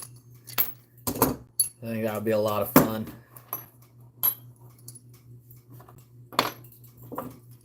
Go up and shoot the bows and a little friendly competition and just have a good old time.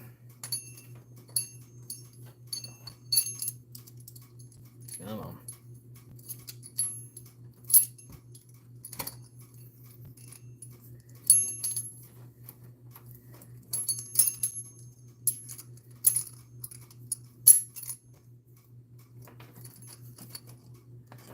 Where did they post about that event, Brian?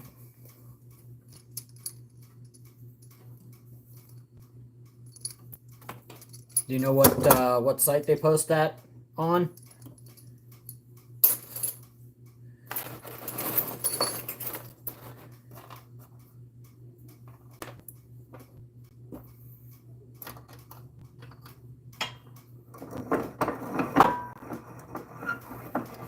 About end of July.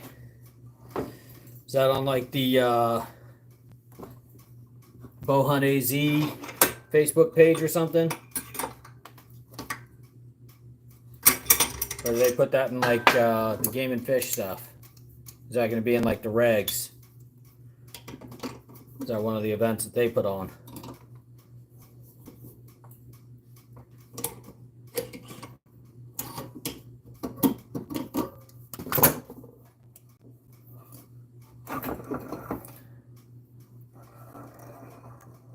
On their website and Facebook. Is that the Game and Fish website?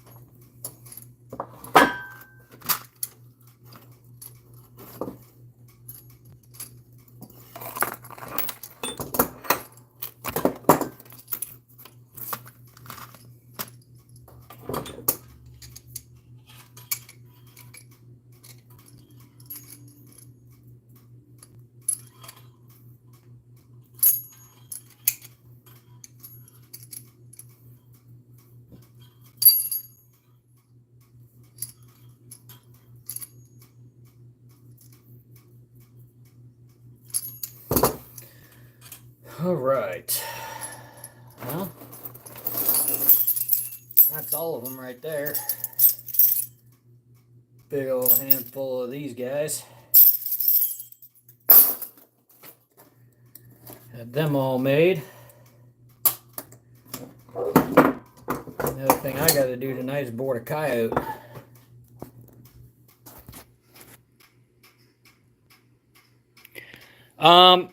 Benjamin, I've caught most of mine at most of my foxes I catch in cages. We caught a few fox using like cow patty sets and stuff like that when we were out when we were just out doing the usual stuff with the youth camp. We caught a bunch of fox. We caught them in a mix of cages and on footholds. I caught a few of, most of them were on log sets or like cow patty sets. Hang on just a sec, guys. Coyote.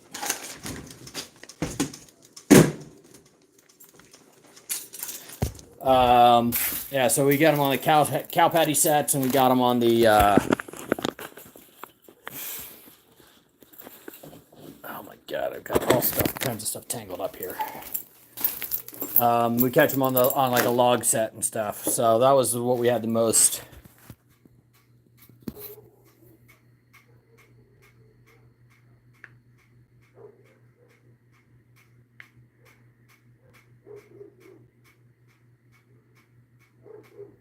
Yeah, the bone sets seem to work as well. I haven't caught any fox on them yet. One of the coyotes I got this year was on the on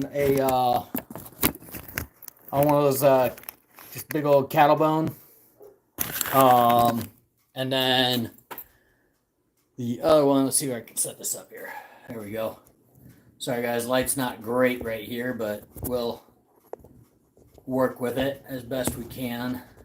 Trying to get the camera to stay in place. Let me rotate a light here. Give me one sec, guys.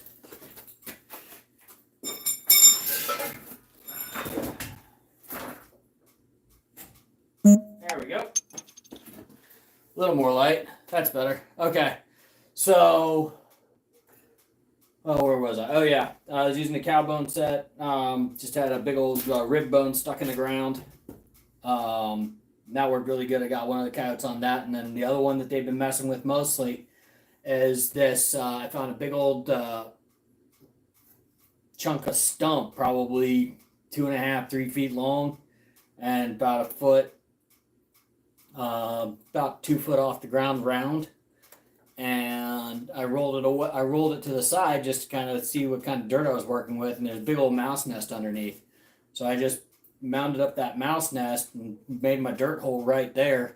Put the log there with the dirt hole right underneath the log, and then put my set right in front of it. Caught a coyote on the second day with that one, and the coyotes have been coming back to that set constantly. So hopefully I'll have another one in there soon.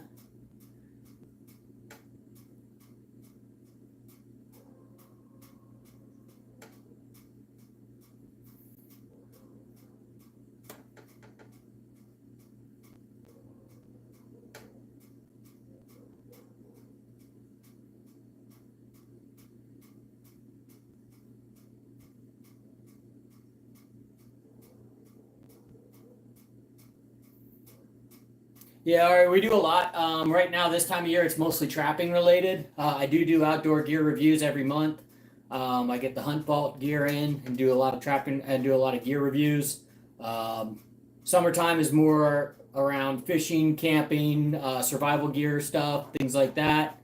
And then once you get into like September and everything, we start getting back into all the hunting and everything else. We do bow hunting and we do bird hunting and deer hunting and all kinds of stuff. A lot of it is about getting kids involved into the outdoors and doing hunting and fishing and that kind of stuff as well.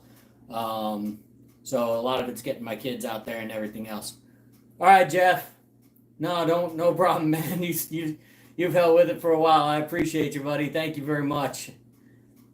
And good luck on the rest of your season as well. You and I are both clocks a ticking, so. Good luck with it, and let me know how it goes.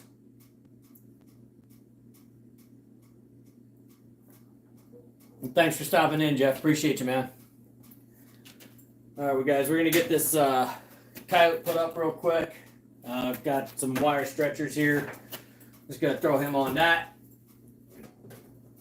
because I don't have any wood stretchers available right now, and I do have a small handful of these wire ones.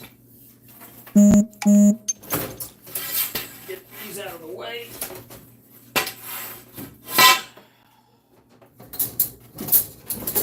Oh, come on. And they're all tangled up on everything in here. See, I don't use them very often.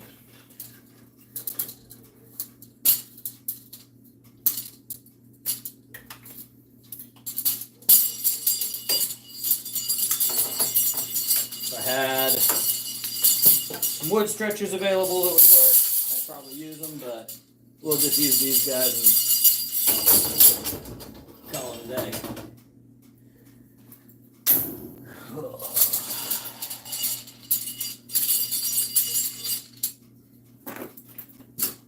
So I already fleshed out and did all the work on this coyote. He's already been skinned out, fleshed out. I just need to get him on a board and drying. I'll throw some gloves on here real quick. And we'll borax him real quick so that he dries out quickly. So that the hide doesn't go bad. and it'll dry out quickly and nicely for us. I'm not as picky on the coyotes. This guy probably needs to get washed. He's got some blood on him. But now we may. We'll just do this and then I'll just dry wash him later. He's got some blood on the fur and everything, but we can hit that with some borax once he's all dried out and everything and stretched, and that'll all come out with dry wash and just rubbing it down real good with borax, and all that'll come off. I'm gonna turn this real quick and we'll throw some borax on them. I actually think I have a couple of holes I gotta sew up real quick on them. So we'll keep them turned inside out.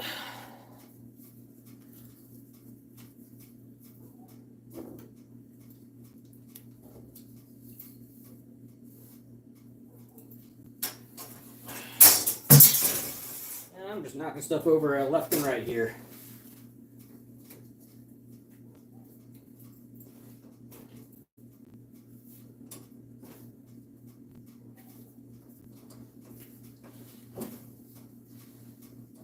Alright, so coyote's on the stretcher here.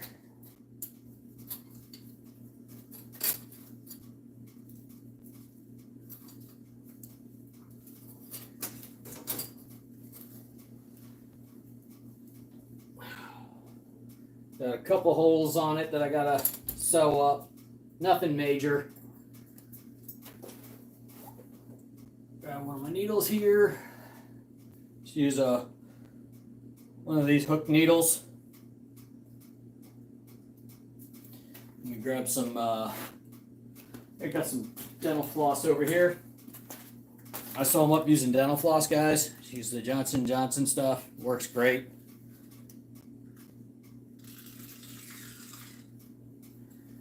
Good heavy duty thread stuff, so it's not gonna come apart on you or rip or have any other issues. It's already waxed, so it's not gonna soak up any moisture or have any problems there.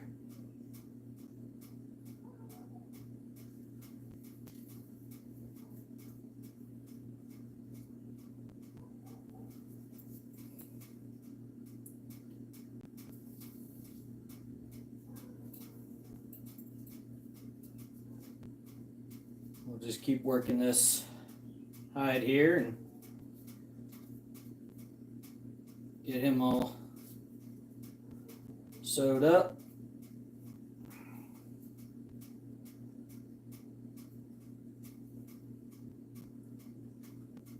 Just figure I'm out here doing this, so show you guys what I'm doing for this. Where's the bucket? Hang on.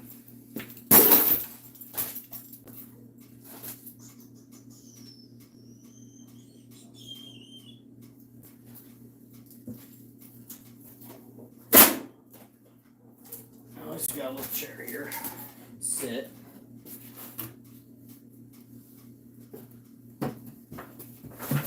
Pop this guy up on a box here. And we'll move this out of the way.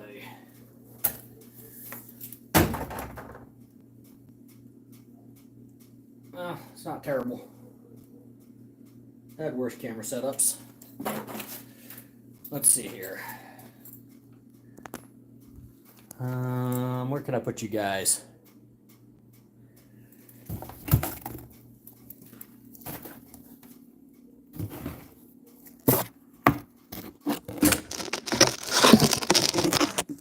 There.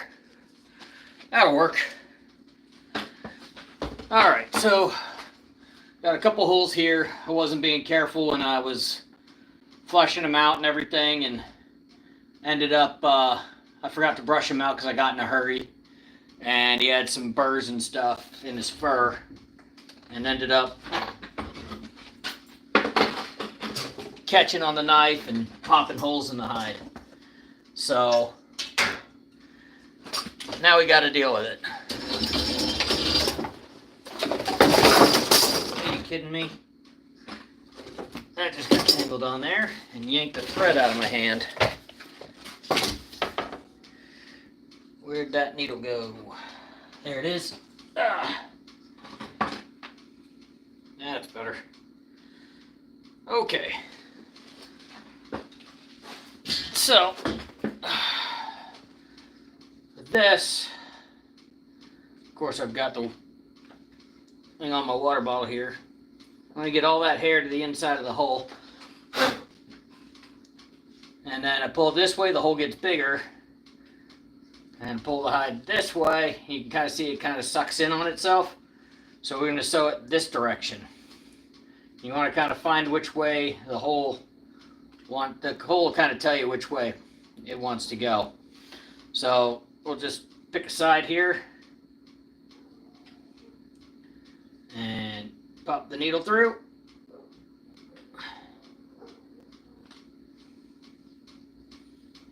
And I just kind of baseball stitch it all the way through.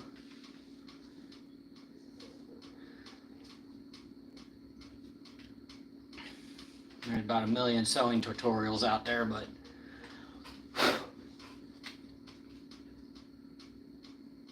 I just find that first spot and just kind of work through.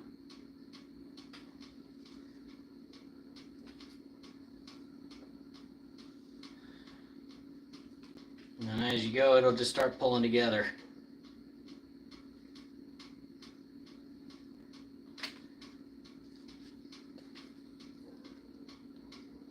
Just gonna work on sewing up this hole. Sorry about the lighting, guys. I know it's not great. Probably run one more light over here and it might brighten this up just a little bit for you, but can you guys see okay? Hopefully you can. But all I'm doing is I'm going from the fur side to the inside of the fur here, to the skin side, and the needle comes out this way and goes across, goes back to fur side, comes out this side, just back and forth all the way through. And you'll see it'll all start kind of pulling it together here and give us a nice clean line that's not going to be a big mess. I'll pull all this together. It pulls together real tight, real nice, and ends up looking real good.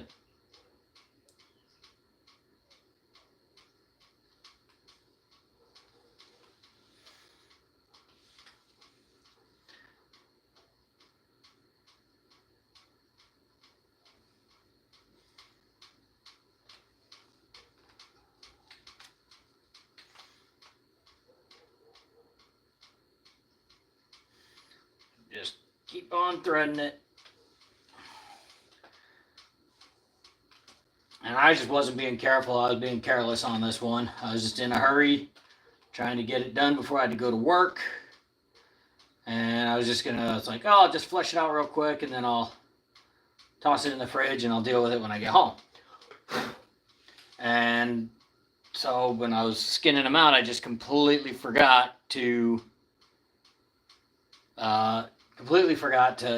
brush them out and ended up messing it up here. Benjamin, I go live just kind of here and there. I don't have a set schedule for going live, just because I've got the kids' schedules and trapping and everything else. I don't have a schedule for going live right now. It's definitely something I've been wanting to do more of. I've only done a few lives here and there. I'll probably start, if you're not part of my Facebook group yet, go ahead and hop on there, dude. Because I'll probably start posting on there when I'm going to go live, and I'll also do an announcement on the on my YouTube channel as well. I'll do like one of those community posts, just to let you guys know if I'm going to go live. This one was kind of a spur of the moment thing. I got home from Trapline, was like, I'm going to go out to the shop and work on pogos and fix this hide and get it stretched and get it ready to go. And I was like, oh, I'll just kick on the camera and go live and chat with whoever pops up. So If I've got a planned live, though, I'll post it on my Facebook page, and I'll post it on a community post on my YouTube channel as well, and let you guys know that I'm going to be planning on going live. But that's pretty much where we're at right now. I don't have a set schedule for going lives and doing lives right now. But yeah, anytime I'm gonna start pretty much anytime I come out here to do stuff fur related in the shop. I'll just pop on and go live, and we can chat and all that good stuff. I've got a lot of fur to work before the sale. I still got, like I said, I got a bunch of skunks in the freezer that I've got to flush them and get them boarded and everything else. So I've got quite a bit to do with those. So I'm going to start getting that fur work done soon. And just kind of as I go, I'll just start doing lives, and if people are wanting to see me do that stuff, they can jump on and say hey.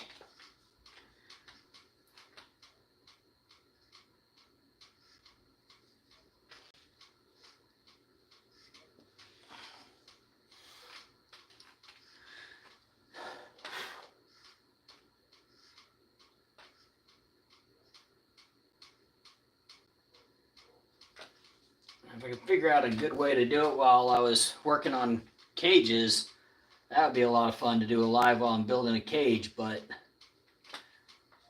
unfortunately with that, there's a lot of noise involved and a lot of sparks and everything else, so running grinders and all that stuff, and I don't know that would be the most interesting thing for, people wanting to watch and visit while I'm doing, to do a live. I don't think that'd be very conducive to that, so probably won't do that. Next time you trap a fox, I'd love to see your technique on how you skin and tan them. All right. Well, maybe if we get another fox here this season, we'll do that. I actually got to do a demo at the youth camp this year. I did Jim did a demo on skinning, and then I did the demo on fleshing and fur put up on that fox. That was a lot of fun to do. Had a lot of new trappers there with us, and they really enjoyed it and had a lot of questions, and it was fun just having the back and forth and visiting with people and talking trapping and fur handling and everything. Is we got that fox put up on the stretcher, so that was a lot of fun. But yeah, kind of made me think, hey, I'll do that with this stuff. I've got that one. I was putting up I did the whole process of putting up a bobcat. They're a little bit of a lighter skinned critter, so they tend to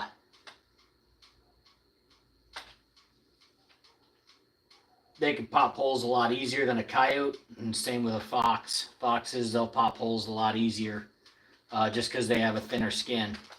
So I've gotten real used to working bobcats and foxes, and I started catching coyotes again and going backwards and going to these heavier, thicker hides, and everything is quite the change. So there's that one hole all sewn up, and we'll just jump over here and do the next one. Again, pull this way, it gets wider. Pull this way, it gets skinnier, so this is the way we want to go. I'm going to start on the right-hand side and work my way to the left. It's just easier for me. Just pick a spot where it's going to be kind of the point. And pop the needle through.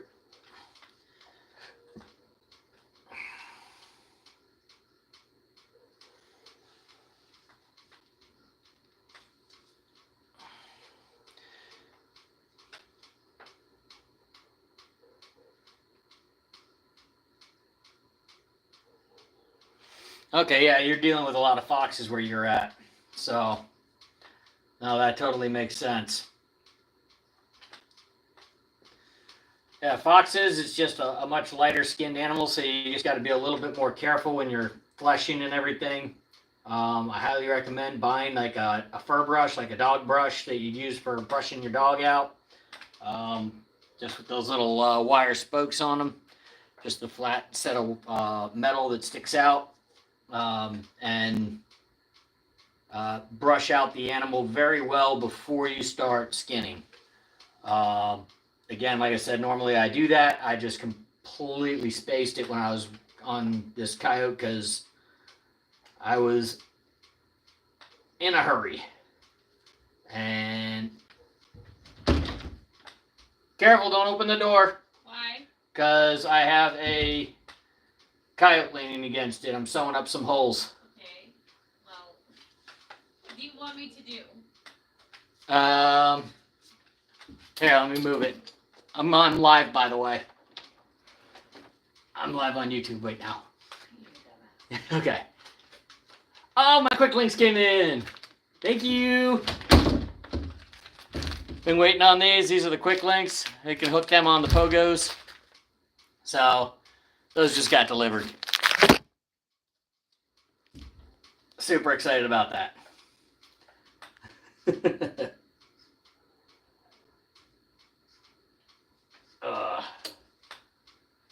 My wife did not want to make an appearance on YouTube today. So, she's just like, yeah, I'm out.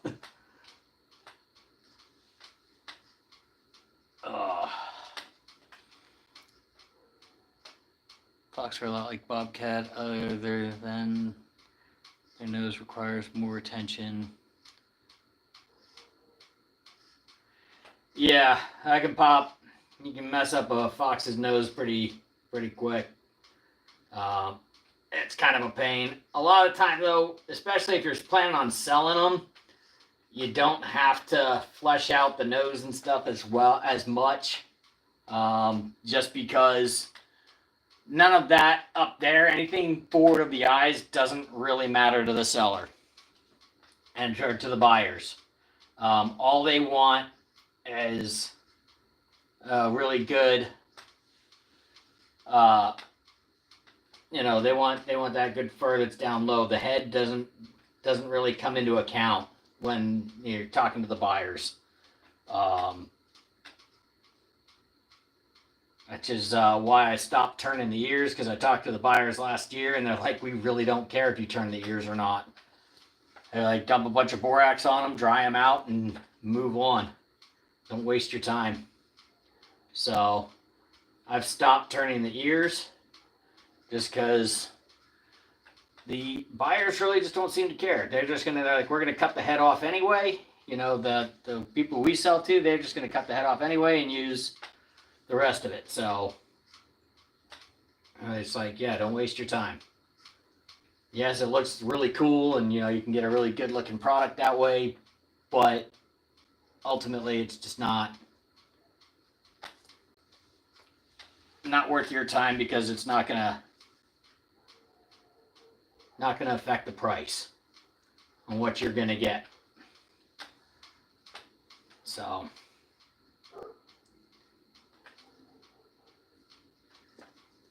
unless I'm tanning, I don't spend a lot of time up on the head. If I'm tanning, I'll get a really good sharp knife and scrape every last little bit off that I can get, and really take my time with it and do a good job up there. But the rest of the time, you don't really got to worry about it.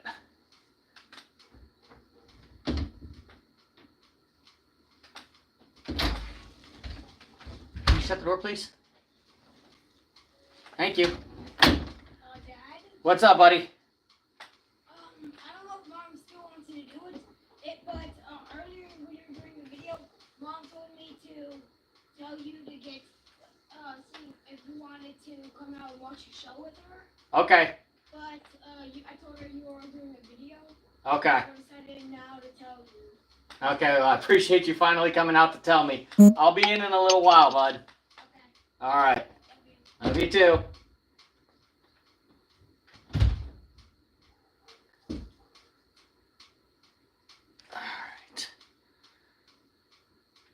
Just the kids checking.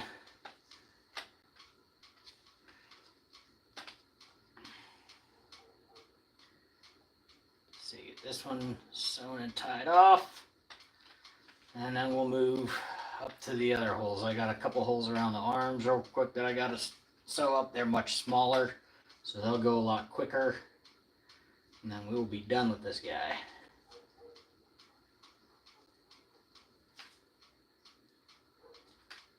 Get some knots tied in this thing. There you go. We had 2 big holes. And now we have none.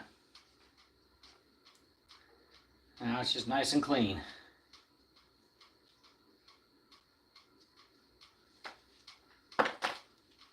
No more holes there. So that'll look nice and clean on the other side.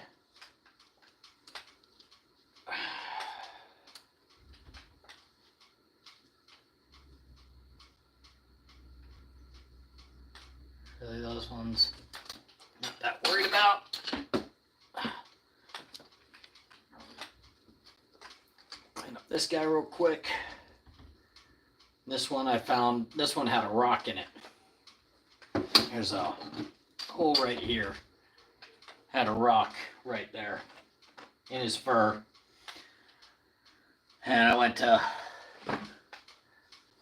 flush him out and hit that rock, and it just trashed it, unfortunately.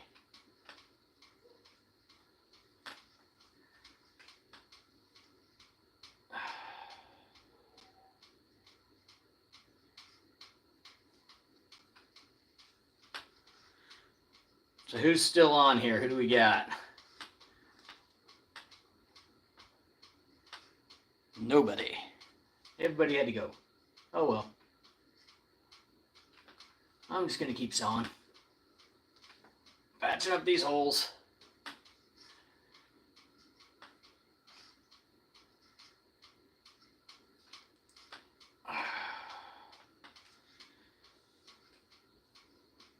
Who's back? Who came back on here? Sorry, I'm paying attention to what I'm doing here. Benjamin, you're still here. All right, good deal, brother.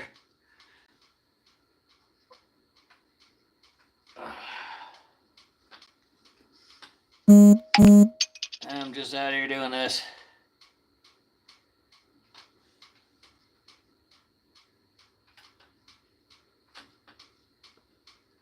What's that, Brian? He said, good to hear. What you got?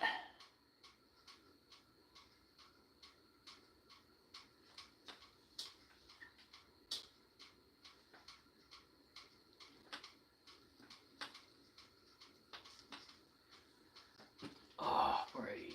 Come on.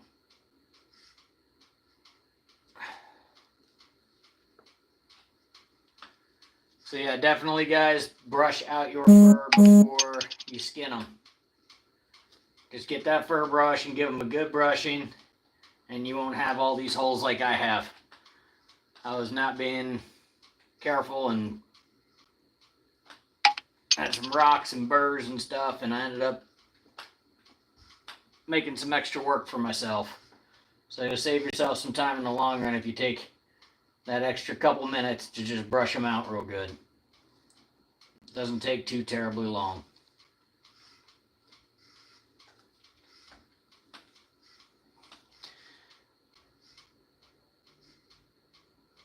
Oh, okay. Yeah, there's still a couple of you. I appreciate you guys.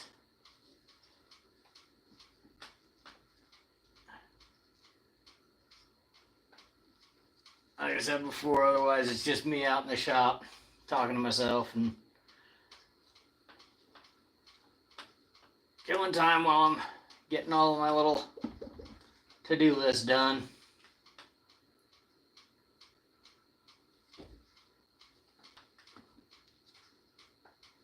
That on here. Got it nice and sewn up. That. Get this guy borax down real good.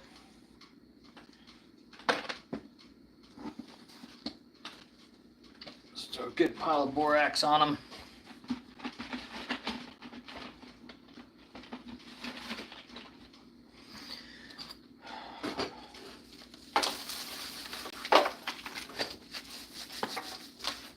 This will help dry out the skin.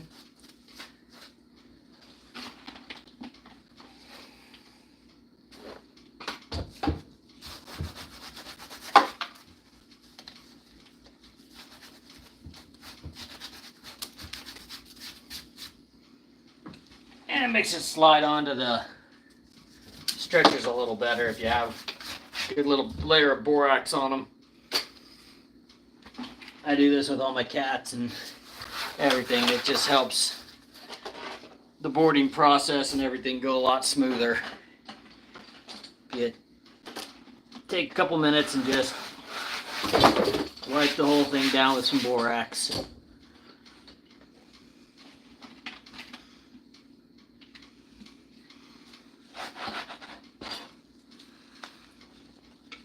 Sorry, you can't really see me here. What's up, Brian? Hey, there's two Brians on here. We got Brian and Brian Penn. How you doing, man? Yeah, just working on a coyote here. Just finished making a bunch of pogos, and now I'm just trying to bust up some of this borax here. It got a little damp and it got clumpy. So I'm just throwing some borax on this hide. Now I'm going to turn it. I'm doing a wire stretcher for this coyote just because all my wood stretchers are busy with bobcats. And I've put coyotes on the solid board stretchers before, and they're a pain to get off, and they stick on there real bad, and so trying to avoid that this year.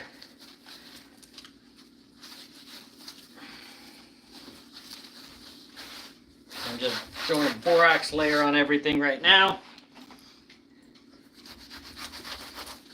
Just getting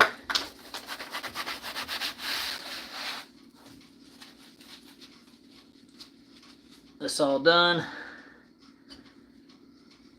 Cut the legs a little long on this guy. There, so now I've got borax on everything. It's going to help him dry out easier. Yeah, I make a mess on my shop floors. I bring the shop back out here and run it over everything at the end of the year. This guy's got some blood on him, so he's going to get dry washed once he's all completely dried out. We'll hit him up with the borax dry wash, and that should pretty much fix that. Get him up here a little higher. So with coyotes, guys, the front legs, they get tucked. You don't have them out like you would a bobcat or anything. You leave those front legs tucked in, and they are twisted around that wire stretcher there. Come on. Jump inside here. There we go. But you leave them tucked in so it's just a big, smooth front. And pull down on it. Get it on there nicely.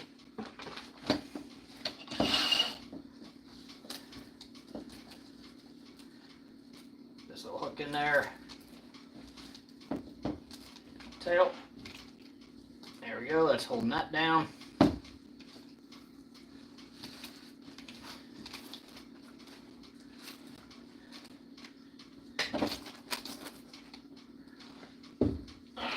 Come on.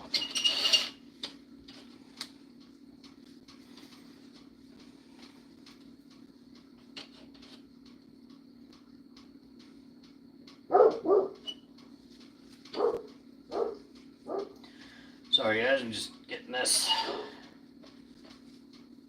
hooked in.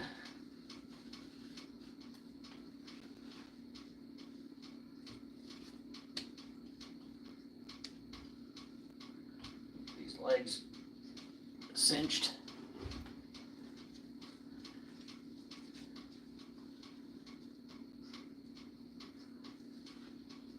All right.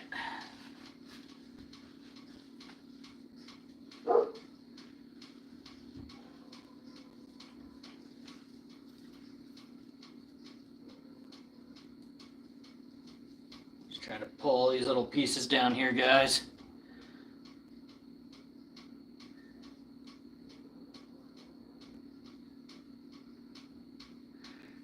Yeah, Brian, no, I know who you are.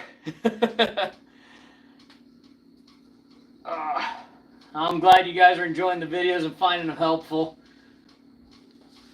That was kind of just my main goal with them.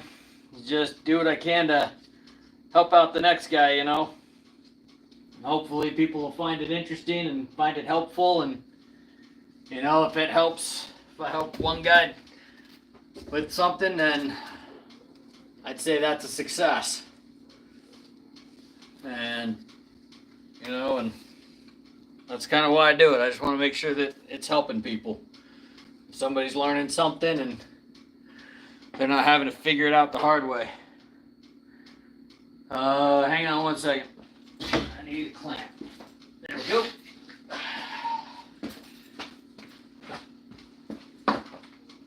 These bottom legs here.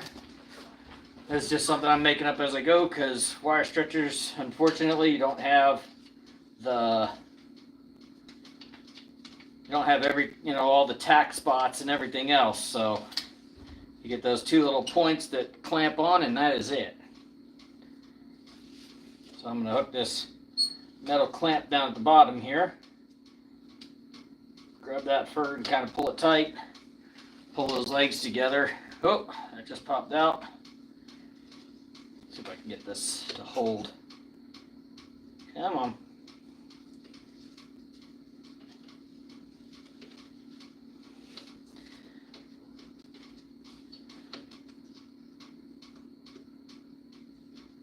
There we go. Alright, so at the bottom here, guys, I just took a clamp and just clamped the legs together. Pull it all kind of tight there at the bottom. I've got the little metal pieces holding on the front and back. Oh, come on. Now the front one popped off.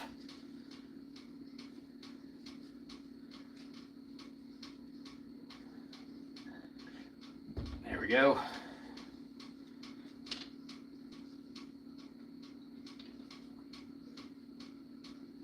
There. Now we'll get him hung up.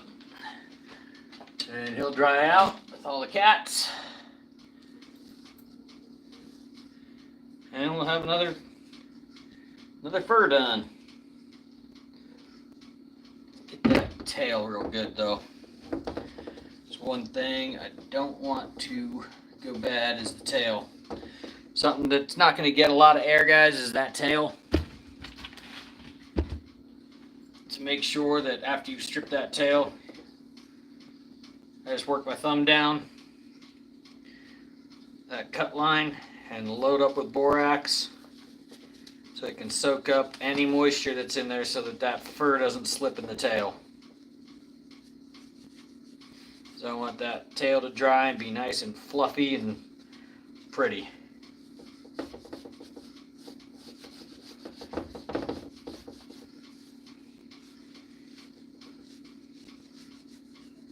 There we go. All right. Okay, it's all done.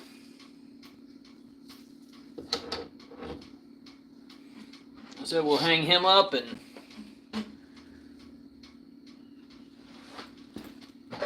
let him dry.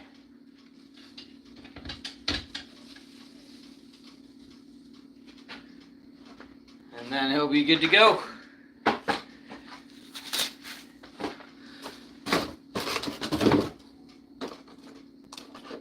Alrighty guys, it's what, 8:30 now?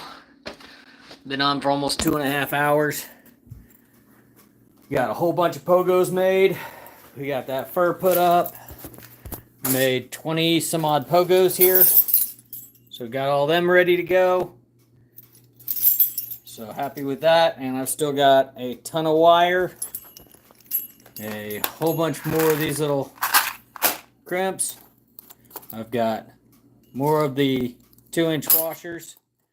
Those are just the 2-inch fender washers, guys. Using them and should be good to go. Use 16 gauge welded wire to make cages. I can't find 14 gauge anywhere. I'd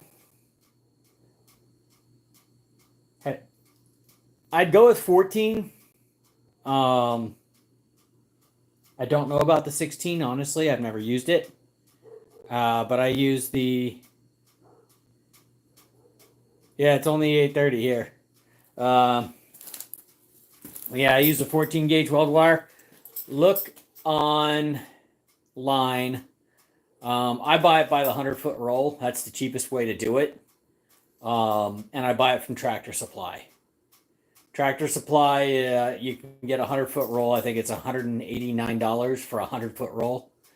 And I've got, let's see, 9. I can make 15 cages out of that all nest together. So for $189, you got 15 cages plus, whatever metal you buy for the doors and stuff like that. Most of that stuff I scrounge for making doors. I use just, old fencing and stuff like that. So, yeah, but that's where I buy it. I buy it through Tractor Supply. That's the best place to get the 14 gauge wire. I don't know about the 16, honestly. So, I wish I could give you an opinion on that, but I really just don't know. But anyway, guys, I've got to grab these couple of things, move this stuff up front, and then I got to get in and do some more family time. So, really appreciate you guys sticking with me. You could use 16 gauge, but would need to, yeah, you're going to need to reinforce it. I'm just thinking that 16 gauge is not going to be strong enough. But yeah, we're going to get these traps in the ground, and hopefully tomorrow we'll have a coyote at least in one of our traps, and maybe a cat or something. Hopefully something starts moving, because I've had quite a few refusals and everything else. So haven't had a lot of action in the past week other than these coyotes. But appreciate you guys for coming on and sticking with me and coming and hanging out with me while I'm doing a workout here, guys. I really appreciate it. And till next time, guys, we'll catch you down the line. Thanks for watching.